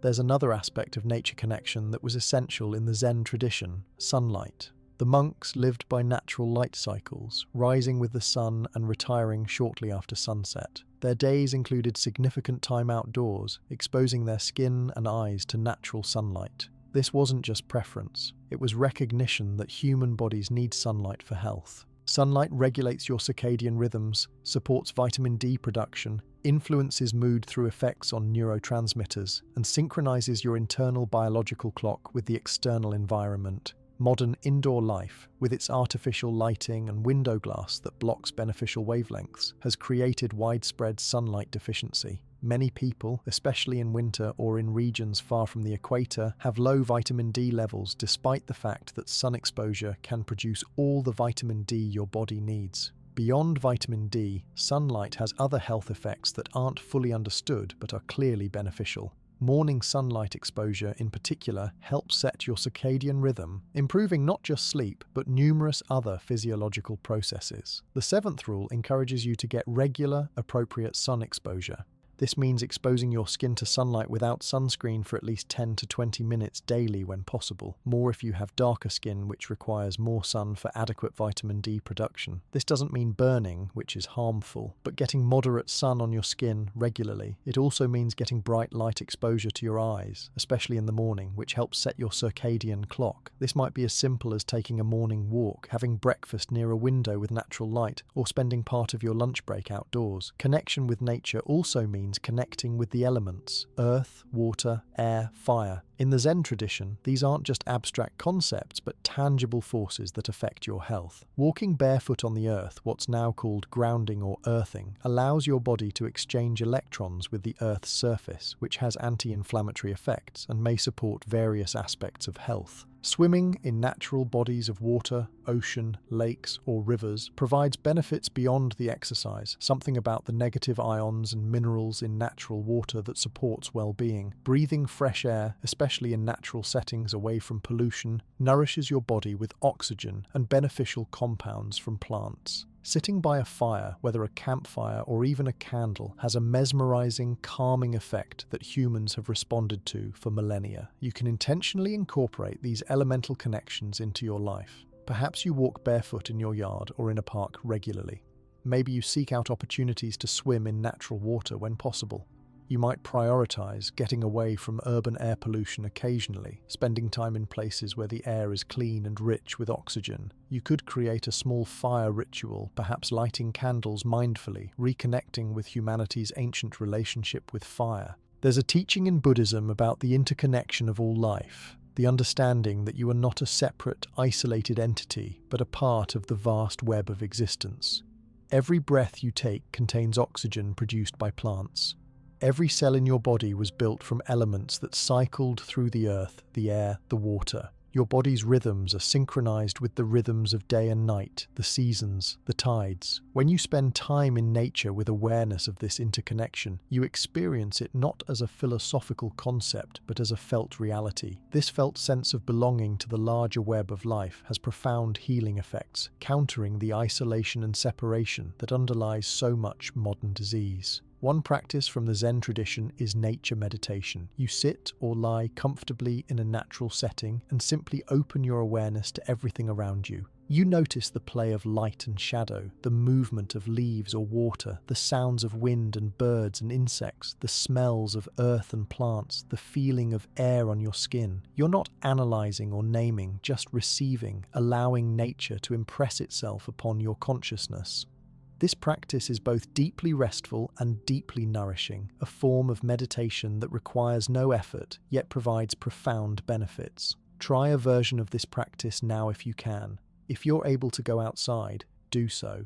If not, position yourself near a window with a view of nature, or even bring your awareness to a houseplant. Open your senses to the natural element before you. What do you see? Don't name or analyze, just see the colors, shapes, movements. What do you hear? Again, without labeling, just receive the sounds. What do you smell? What physical sensations do you notice? Spend several minutes in this receptive, sensing mode, allowing nature to enter your awareness without your mental commentary. Notice how this feels in your body. Does something settle? Does breathing deepen? This is nature's healing power touching you. The seventh rule also addresses something that might seem simple but is actually profound: beauty. Natural environments provide beauty that nourishes something deep in the human soul. The sight of a flower, the sound of birdsong, the feel of a breeze, the smell of rain on earth, the view of a mountain or sunset. These experiences of natural beauty aren't merely pleasant, they're healing. They remind you that life is more than problems to solve and tasks to complete. They reconnect you with wonder, with appreciation, with the recognition that you exist within something vast and beautiful. In the monasteries, gardens were carefully tended, not for food production alone, but for beauty. The monks understood that beauty is a form of medicine, that spending time in beautiful surroundings supports health and well-being in ways that purely functional environments cannot match. You can apply this wisdom by seeking out and spending time in whatever natural beauty is available to you. Perhaps it's a botanical garden, a scenic overlook, a beautiful park, a stream or waterfall. Regular exposure to natural beauty feeds something in you that is essential for wholeness. There's another dimension to nature connection that relates to seasonal rhythm. In the Zen tradition, life flowed with the seasons rather than resisting them. In winter, there was more time for rest, introspection, and indoor activities. In spring, energy naturally increased, new projects began. Summer was the time of greatest activity and growth. Autumn brought harvest and gradual slowing in preparation for winter's rest. This wasn't rigidity, but alignment with natural cycles that affect all life, including human life. Modern life, with its artificial lighting and climate control, attempts to maintain the same pace and pattern year-round. But your body still responds to seasonal changes in day length, temperature, and light quality. When you honor these rhythms, allowing yourself to rest more in winter and be more active in summer, to eat seasonal foods, to adjust your activities to the season, you align with natural patterns that support health. Fighting against these rhythms creates stress and can contribute to seasonal affective disorder and other health issues. The seventh rule invites you to notice and honor seasonal changes in your body's needs and energy. This might mean going to bed earlier in winter when days are short and allowing more sleep. Perhaps you eat lighter, fresher foods in summer and heartier, warming foods in winter. Maybe you accept that your energy naturally fluctuates with the seasons rather than expecting consistent high output year-round. This alignment with natural rhythms is a form of respecting the wisdom already within you, recognizing that you are part of nature, not separate from it. As you integrate the seventh rule into your healing journey, look for ways to increase your contact with the natural world. Even small increases can provide significant benefits. If you currently spend almost no time outdoors, adding even 15 minutes of daily nature contact can make a noticeable difference. If you already spend some time outside, perhaps you deepen the quality of that contact, bringing more awareness, more presence, more intentional connection to your nature time. remember that nature connection isn't about peak experiences or dramatic wilderness adventures, though those can be wonderful. It's about regular, consistent contact with natural elements and rhythms. It's about remembering, in your body, not just your mind, that you are nature, that the same life force that moves through trees and animals and rivers moves through you. This remembering, this reconnection, unleashes healing capacities that have been dormant, waiting for you to come home to the natural world that is your birthright and your source. This is the profound gift of the seventh rule. The eighth Zen rule for natural healing brings us into territory that modern culture often dismisses, but that ancient wisdom has always known to be fundamental. The rule states, tend your emotional and mental landscape, for the mind and body are not separate, and what affects one affects the other. In the Buddhist understanding, there is no division between psychological and physical health. Emotional turmoil creates physical disease. Mental patterns affect bodily functions. And conversely, tending to your inner emotional and mental world is essential medicine for physical healing. In a monastery in ancient China, there was a healer who was renowned for curing supposedly incurable illnesses. People came from across the land seeking his help. What surprised many was that he rarely prescribed herbs or physical treatments. Instead, he would sit with each person and ask detailed questions about their lives, their relationships, their worries, their resentments, their fears. He would listen deeply, sometimes for hours, until he identified what he called the emotional root of the physical branch. One teaching story tells of a woman who came to this healer with chronic, severe pain in her shoulders and neck. She had seen many doctors, tried countless treatments, but the pain persisted. The healer asked her, "What burden have you been carrying?" The woman insisted she carried no burdens, she simply had a physical problem that needed physical treatment. But the healer persisted gently, asking about her life, her responsibilities, her relationships. Eventually, the woman began to cry. She revealed that she had been caring for an elderly parent who was difficult and demanding, and she felt trapped by duty, resentful but guilty about her resentment, unable to express her feelings or ask for help. She had been shouldering this burden alone for years. The healer said, "Your body is speaking what your mouth will not say. Your shoulders are carrying the weight of unexpressed emotions, unmet needs, and denied truth. The pain is not separate from your emotional burden. It is your emotional burden expressing through your body. If you want to heal physically, you must heal emotionally." He taught her practices for processing and expressing her emotions healthily, helped her find ways to get support and set boundaries, and guided her in releasing the guilt that had kept her trapped. As she did this inner work, addressing the emotional roots, her physical pain gradually resolved. Within 3 months, pain that had plagued her for years was completely gone. This story illustrates a principle that modern psychosomatic medicine is finally recognizing, but that Buddhist healers have known for millennia.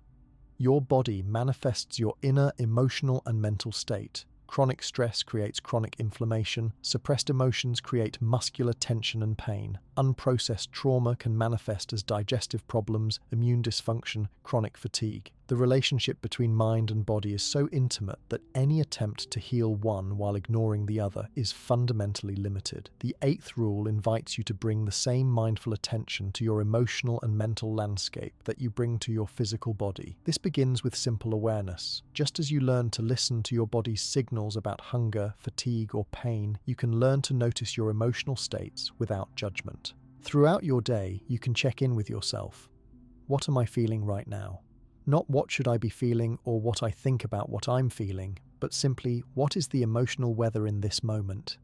In the Zen tradition, emotions are not seen as problems to be solved or states to be avoided. They're viewed as natural movements of energy through your being, like weather moving through the sky. Just as the sky is not harmed by clouds or storms passing through, your essential nature is not damaged by emotions passing through. The problem arises not from having emotions, but from suppressing them, clinging to them, or identifying with them as the totality of who you are. There's a beautiful practice in Zen called noting, where you simply name what arises in your experience. If you notice sadness, you mentally note sadness. If anxiety appears, you note anxiety. If anger arises, you note anger.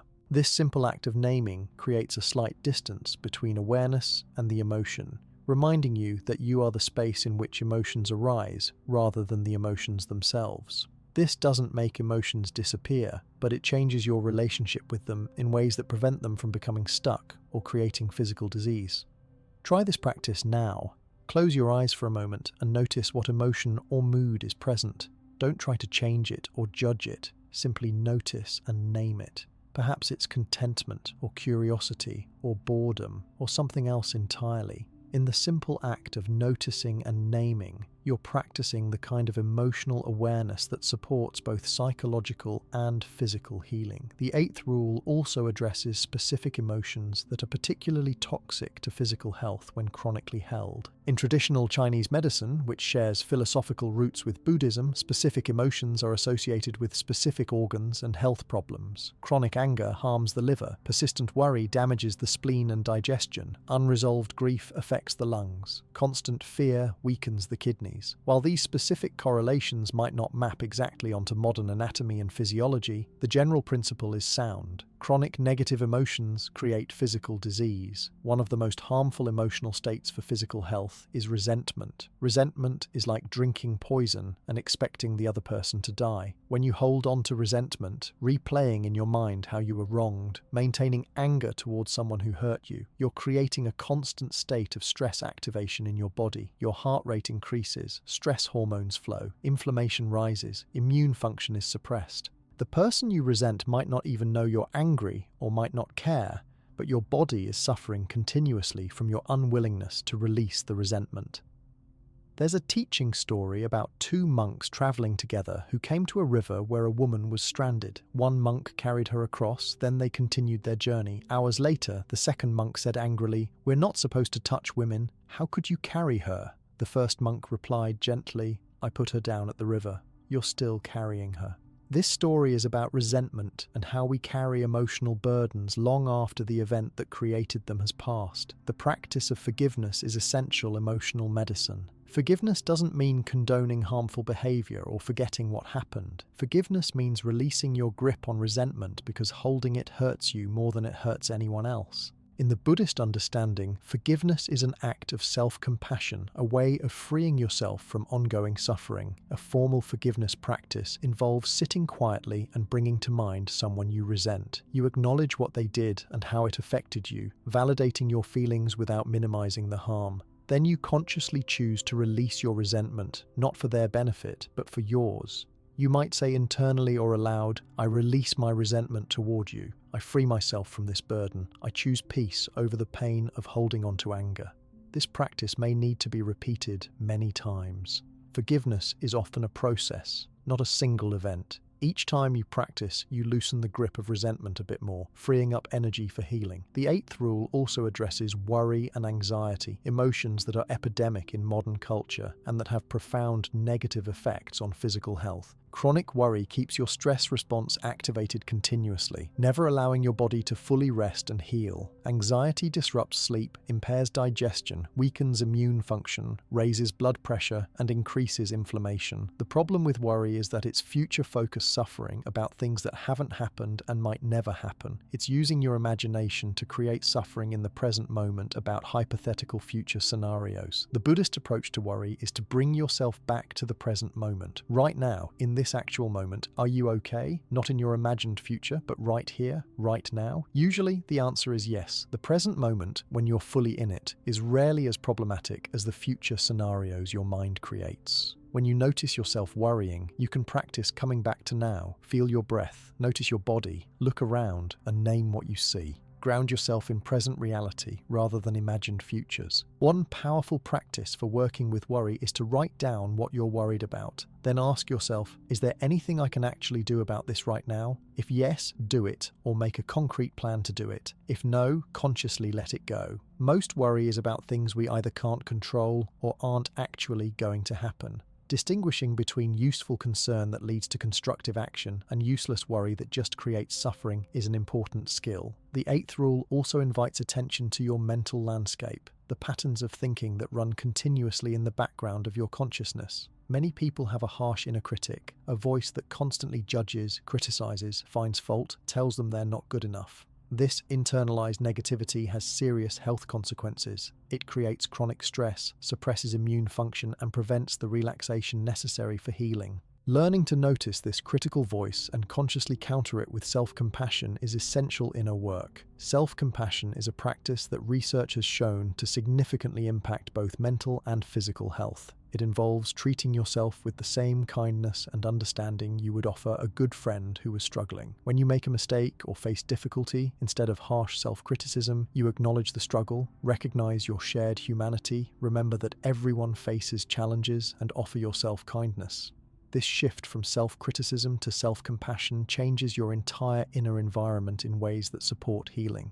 There's a formal self-compassion practice where you place your hand on your heart, feel the warmth and contact, and say to yourself, "May I be kind to myself.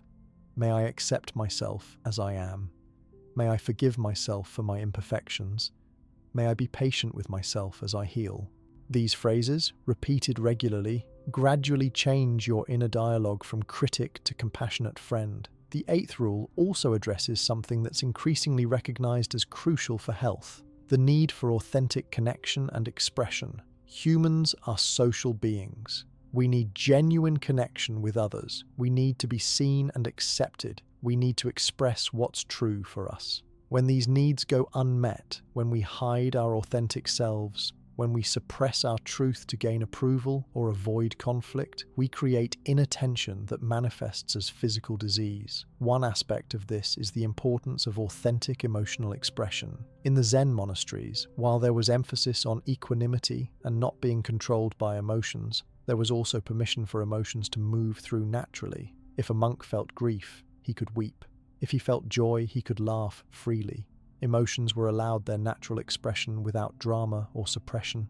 This is very different from modern patterns where we often suppress emotions, especially those deemed negative or socially unacceptable. Suppressed emotions don't disappear. They get stored in the body, creating tension, pain, and eventually disease if not released. The practice is learning to express emotions in healthy ways that release them rather than suppressing them or inflicting them harmfully on others. This might mean allowing yourself to cry when sad, to move vigorously when angry, to laugh fully when joyful, to express your feelings in words when appropriate. It might also mean working with a therapist or counselor to process difficult emotions in a supported environment. Another important aspect of tending your mental landscape is cultivating positive mental states. The Buddhist tradition has always emphasized that developing loving kindness, compassion, sympathetic joy, and equanimity doesn't just make you a good person, it makes you a healthy person. These positive emotions have measurable effects on the body, reducing stress hormones, enhancing immune function, promoting healing. One practice is the loving kindness meditation, where you systematically direct well-wishing toward yourself, loved ones, neutral people, difficult people, and all beings. You might use phrases like, "May you be happy, may you be healthy, may you be safe, may you live with ease." Starting with yourself, you generate the feeling of well-wishing, then extend it outward in ever-widening circles. Research has shown that regular practice of loving-kindness meditation significantly improves both mental and physical health. The eighth rule also acknowledges that some mental-emotional issues may require professional support. There's no shame in seeking help from a therapist, counselor, or mental health professional when needed. In fact, seeking such support is an act of wisdom and self-compassion. If you're dealing with depression, anxiety disorders, trauma, or other significant mental health challenges, professional guidance can be essential for healing. The Zen approach doesn't reject such help, but sees it as part of tending your inner landscape skillfully. As you integrate the eighth rule into your healing journey, remember that inner work is not self-indulgent or separate from physical healing. Your emotional and mental landscape directly affects your physical health. Every moment you spend tending your inner world, processing emotions healthily, transforming negative mental patterns, cultivating positive states, is time invested in your complete healing. The ancient masters knew that true health is not just absence of physical disease, but a state of wholeness that includes emotional balance, mental clarity, and spiritual peace. This integrated approach to healing honors the reality that you are not a body with a mind, but a unified being where every dimension affects every other. This is the profound wisdom of the eighth rule. The ninth Zen rule for natural healing asks us to examine something that permeates every moment of our lives, yet often goes completely unnoticed. It states, "Practice presence, for healing happens only in the now, and the past and future exist only in your mind."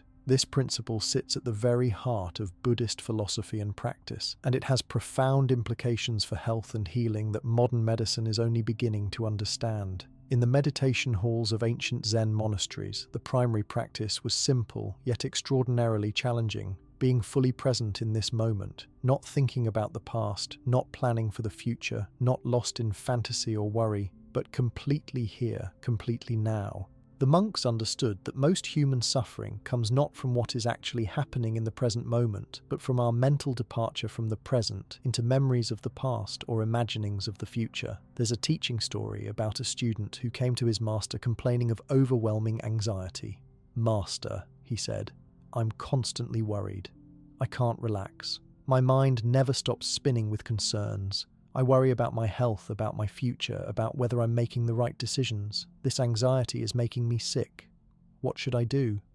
The master looked at him carefully and asked, "Right now, in this exact moment, is there a problem?"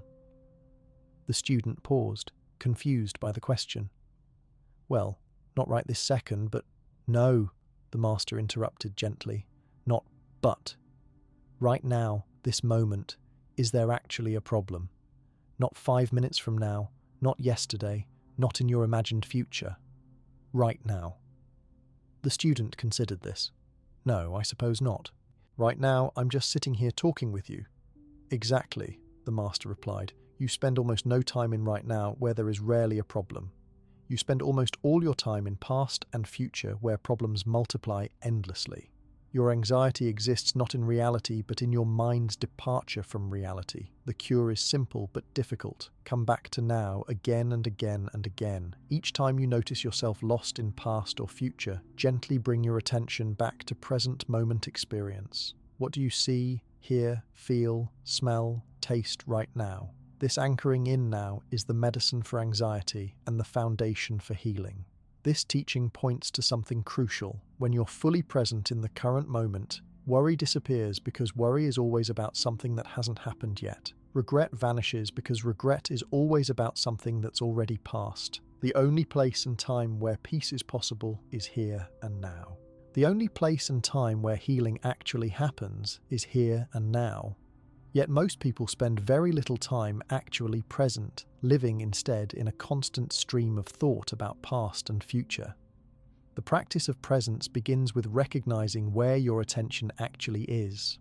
Right now, as you take in these words, notice, are you fully here, or is part of your attention somewhere else? Perhaps planning what you'll do after you finish reading, or remembering something from earlier today, or thinking about a problem you need to solve. This divided attention is so habitual that most people don't even realize they're doing it. They're physically present, but mentally absent, and this absence from the present moment has serious health consequences.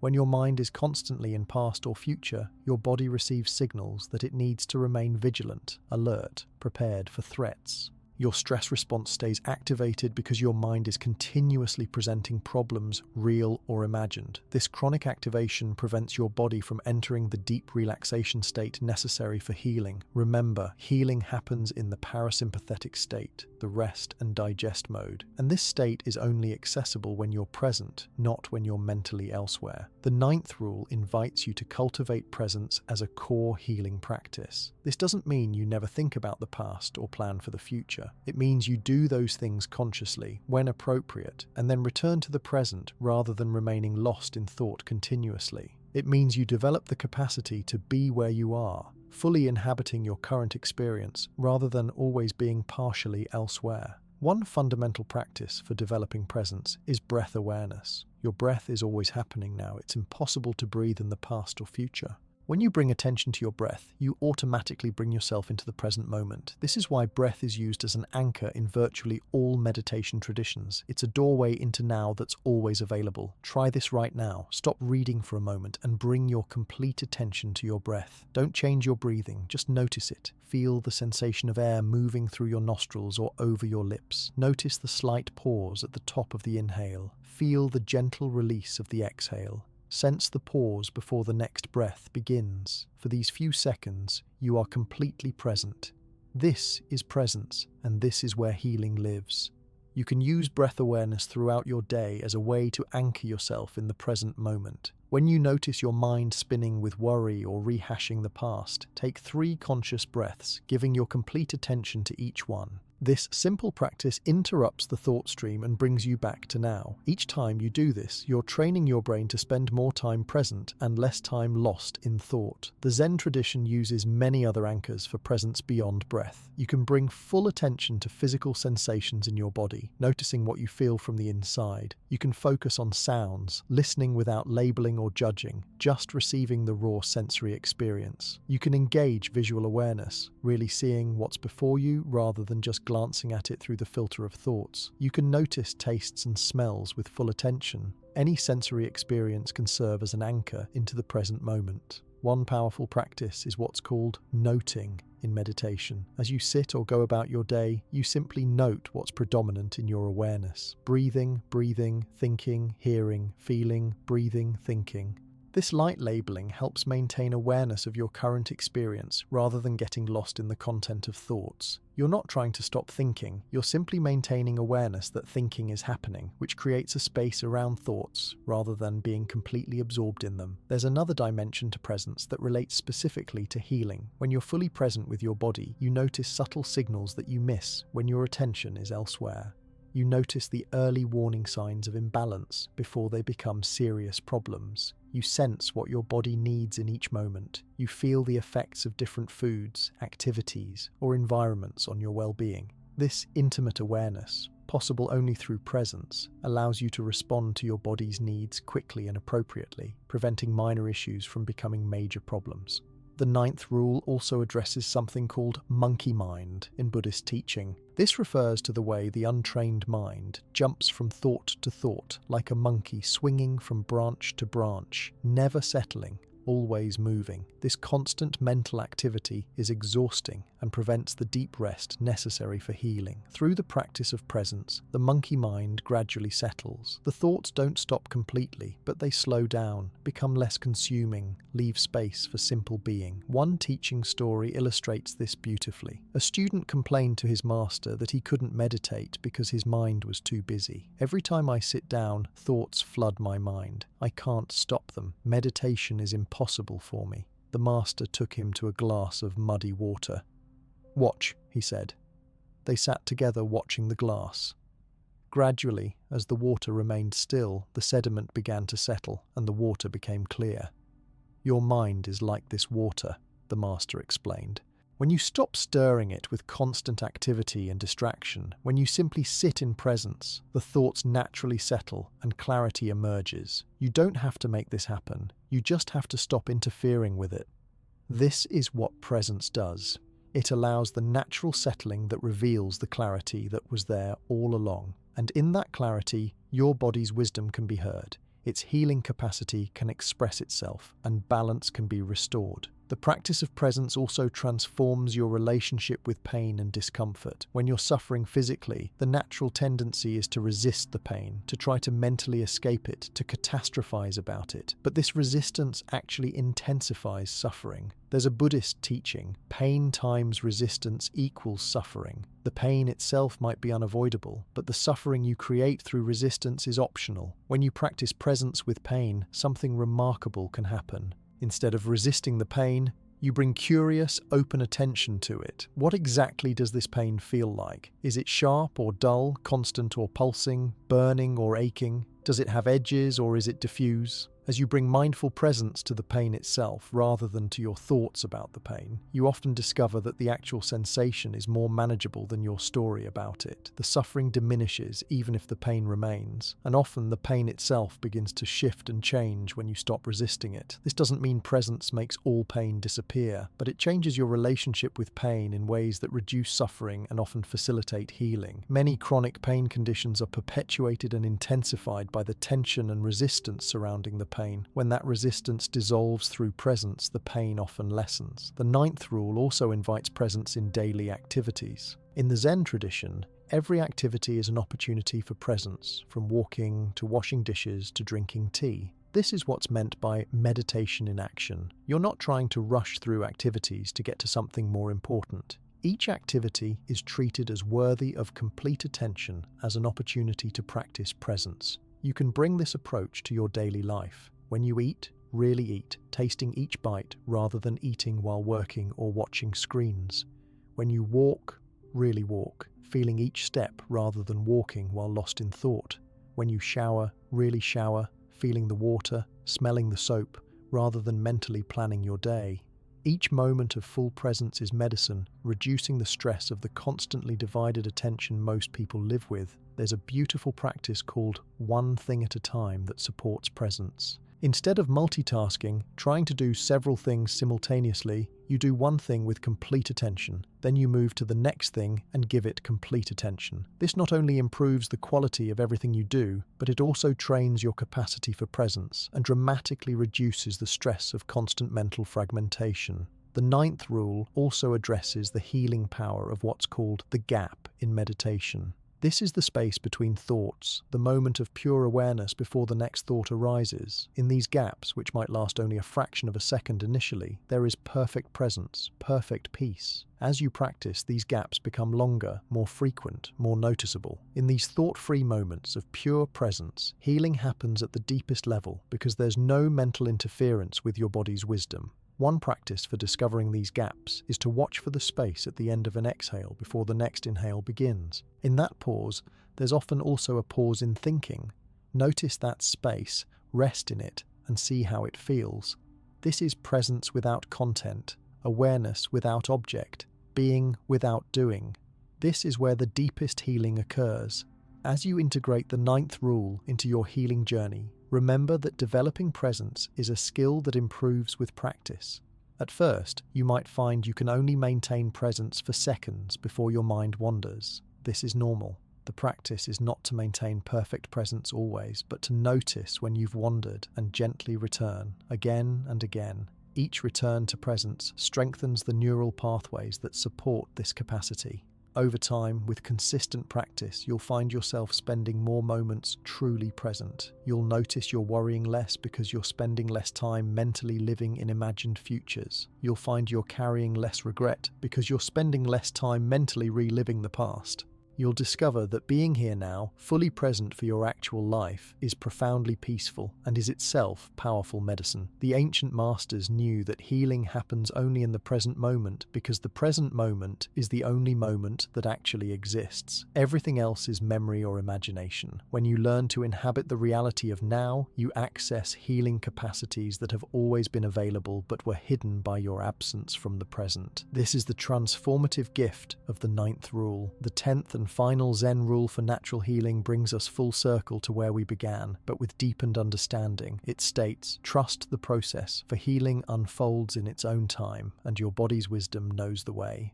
This principle encompasses all the previous 9 rules and adds one essential element: patience, surrender, and faith in the inherent intelligence that guides your healing journey.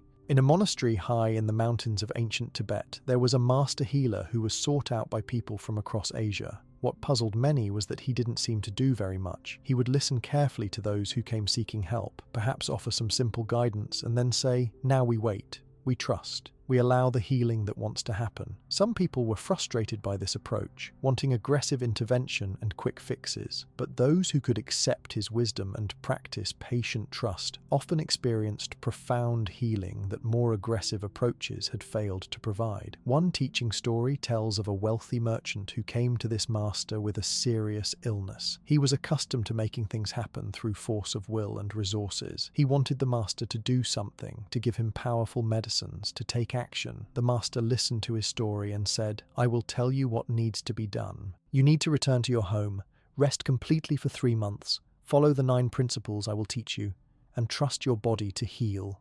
That is all." The merchant was outraged. "That's all? But I'm seriously ill. I need powerful treatment, not just rest and principles." The master smiled gently. "You've tried powerful treatments. Multiple doctors, many medicines, aggressive interventions. None have worked because they were all based on trying to force your body to do something rather than creating conditions that allow your body to do what it already knows how to do. Your body's healing wisdom is infinitely more intelligent than any external treatment. Your job is not to heal yourself through effort and force. Your job is to get out of your body's way, stop interfering with its natural processes, create optimal conditions, and trust." Reluctantly, The merchant agreed to try this approach. He went home and followed the 9 principles, trusting his body's wisdom, cultivating stillness, honoring his breath, moving mindfully, eating with awareness, respecting rest, connecting with nature, tending his emotional landscape, and practicing presence. And he practiced the 10th principle, trusting the process, releasing his need to force or control healing, allowing his body's wisdom to unfold in its own time. The first weeks were difficult. He felt he should be doing more, taking more action, trying harder, but he continued following the principles and practicing trust. Gradually, subtly, things began to shift. His energy started to return, his symptoms lessened, his sleep improved, his mental state brightened. By the end of 3 months, the illness that multiple aggressive treatments had failed to cure had resolved completely. His body had healed itself when given the conditions it needed and freedom from interference. This story reveals the essence of the 10th rule. Healing is not something you do to your body. Healing is something your body does when you create the right conditions and stop interfering. The 10 rules are not treatments that cure disease. They are conditions that allow your body's inherent healing wisdom to express itself, and this expression happens in its own time, following its own intelligence, unfolding according to processes that are far more complex and wise than your conscious mind can manage. The 10th rule asks for something that is challenging in our modern culture: patience. We live in a world of instant gratification, quick fixes, immediate results. We want our health problems solved quickly and completely, preferably without having to change anything about how we live. This attitude works against natural healing, which operates according to natural rhythms, not according to our demands or preferences. Consider how a tree heals. If a branch breaks, the tree doesn't panic or rush. It doesn't try to force healing to happen faster. It simply does what trees do, and over time, gradually, the wound heals, scar tissue forms, and the tree continues growing. Your body operates with similar intelligence. When you cut your finger, you don't have to consciously direct the healing. Your body knows exactly what to do. Blood clots, immune cells clear debris and fight infection, new tissue forms, skin regenerates. This happens automatically, intelligently, perfectly when you don't interfere. But with more complex health issues, especially chronic conditions, healing takes longer and requires your conscious cooperation in creating conditions that support the process. This is where the 10 rules come in. When you practice these principles consistently, you're creating an environment where your body's healing wisdom can operate optimally, but you must then trust the process, allowing healing to unfold in its own time rather than demanding immediate results. There's a teaching about 3 types of healing that's relevant here. First, there's immediate healing, where symptoms resolve quickly, like a minor headache that goes away after rest and water. Second, there's gradual healing, where conditions improve slowly over time, like recovering from a chronic illness by changing lifestyle patterns. Third, there's healing into wholeness, where the physical condition might not change dramatically, but your relationship with it transforms, and you find peace and wholeness despite limitations. The 10th rule asks you to remain open to whatever form healing takes in your situation. Sometimes you'll experience dramatic physical recovery. Other times healing will be more subtle, more gradual, showing itself in improved energy, better sleep, enhanced mental clarity, or emotional balance before physical symptoms fully resolve. And sometimes the deepest healing is learning to be at peace with your body exactly as it is, accepting limitations while still supporting optimal function within those constraints. One practice that supports trusting the process is daily gratitude for signs of healing, however subtle. Instead of focusing on what's still wrong or what hasn't changed yet, you notice and appreciate any small improvements. Perhaps you slept slightly better last night. Maybe you had a bit more energy today. Possibly a symptom was less intense for a few hours. These small signs, when noticed and appreciated, reinforce your trust in your body's healing process and actually support further healing by keeping you in a positive, grateful state rather than a state of anxious monitoring and disappointment. The 10th rule also addresses something crucial: the relationship between effort and ease in healing. Some effort is required. You need to actually practice the 9 principles, make choices that support health, show up for your own healing. But there's a quality of ease that's equally important. You're not forcing, not striving desperately, not approaching healing with grim determination. Instead, you're making supportive choices and then relaxing into trust that your body knows what to do with the conditions you're creating. There's a Zen teaching about the difference between trying and doing. When you try too hard, you create tension that interferes with natural processes. Think about trying to fall asleep when you're trying very hard. You often can't. But when you simply lie down, create good conditions, and allow sleep to come, it does. Healing is similar. Create good conditions through the 9 principles, then relax into trust rather than anxiously trying to make healing happen. The 10th rule also invites you to release attachment to specific outcomes. You might have a fixed idea of what healing should look like: complete absence of all symptoms, return to perfect health, your body functioning exactly as it did when you were younger. While these outcomes are possible, attachment to them creates suffering. Instead, you can hold the intention for optimal healing while remaining open to whatever form that healing actually takes. One teaching story illustrates this. A monk developed a condition that left him with limited mobility. He practiced all the healing principles faithfully, trusting his body's wisdom. Over time, his condition stabilized but didn't fully resolve. He was disappointed until his master said, "You wanted healing, and you received it. Your condition is stable rather than deteriorating. You've learned patience, acceptance, compassion, and trust through this experience. Your spirit has healed even though your body retains limitations. Who's to say which healing is more important?" This reframe allowed the monk to recognize the healing that had occurred and to stop suffering over the healing that hadn't happened in the way he expected. This is the wisdom of releasing attachment to outcomes while continuing to support optimal healing. The 10th rule also acknowledges that healing isn't always linear. Sometimes you'll experience setbacks. You might have a period of improvement followed by a flare-up of symptoms.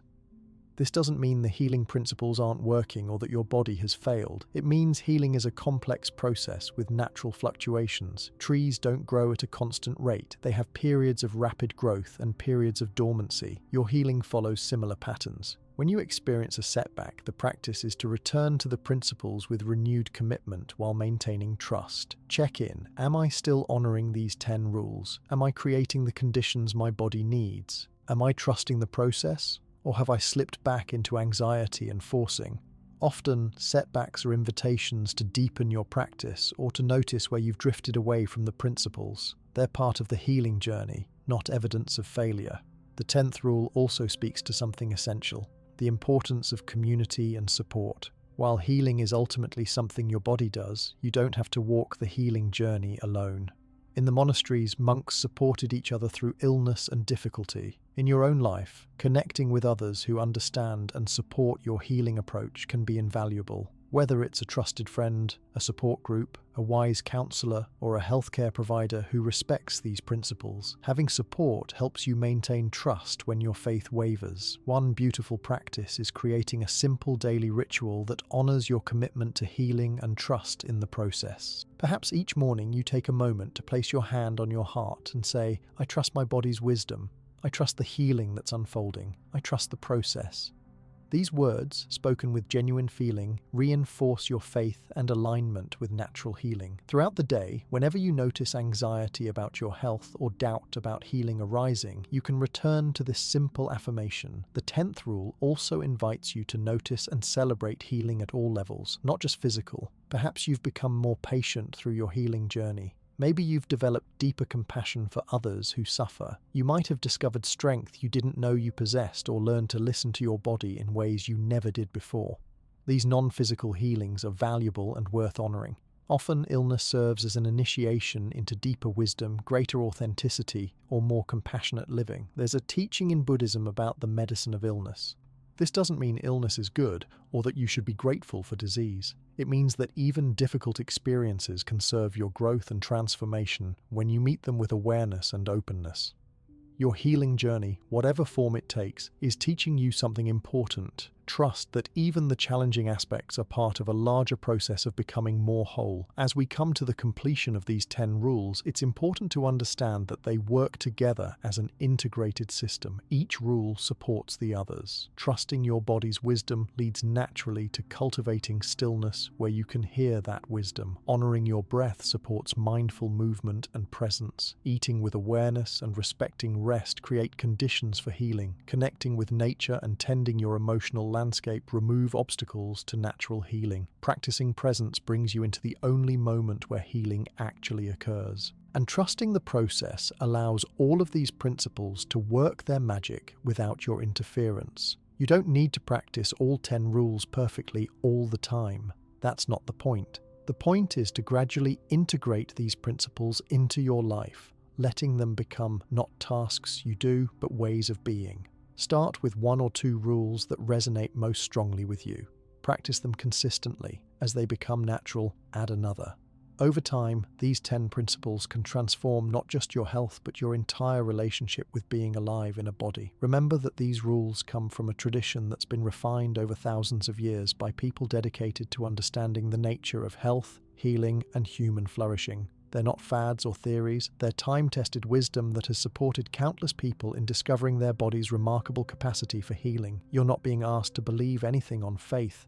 You're being invited to experiment, to practice, to discover for yourself whether these principles support your healing. As you move forward from here, carry with you the understanding that your body is not your enemy, not a machine that's malfunctioning, not something that needs to be dominated or controlled. Your body is your wisest teacher, your most faithful friend, a miraculous expression of life itself. It wants to heal. It's designed to heal. When you create the conditions for healing through these 10 Zen rules, you align yourself with forces more powerful and intelligent than any medicine or treatment. Trust the wisdom already within you. Cultivate stillness where healing happens. Honor the breath that bridges body and mind. Move with mindfulness to circulate life force. Nourish yourself with awareness and gratitude. Respect the rhythm of rest. Connect with the natural world you're part of. Tend your emotional and mental landscape. Practice presence in each moment. And trust the process, allowing healing to unfold in its own perfect time and way. This is the path of natural healing that Zen masters have walked for millennia. This is the way of working with your body rather than against it. This is how you harness your body's power with Buddhist wisdom. No medicines needed. The journey is yours to take. The wisdom is yours to discover. The healing is yours to experience. May these 10 rules serve you well. May they guide you home to the wholeness that is your true nature. May they support your body in expressing the vibrant health that is your birthright. And may you find in the practice of these principles, not just physical healing, but the deeper peace and freedom that comes from living in harmony with the wisdom of life itself.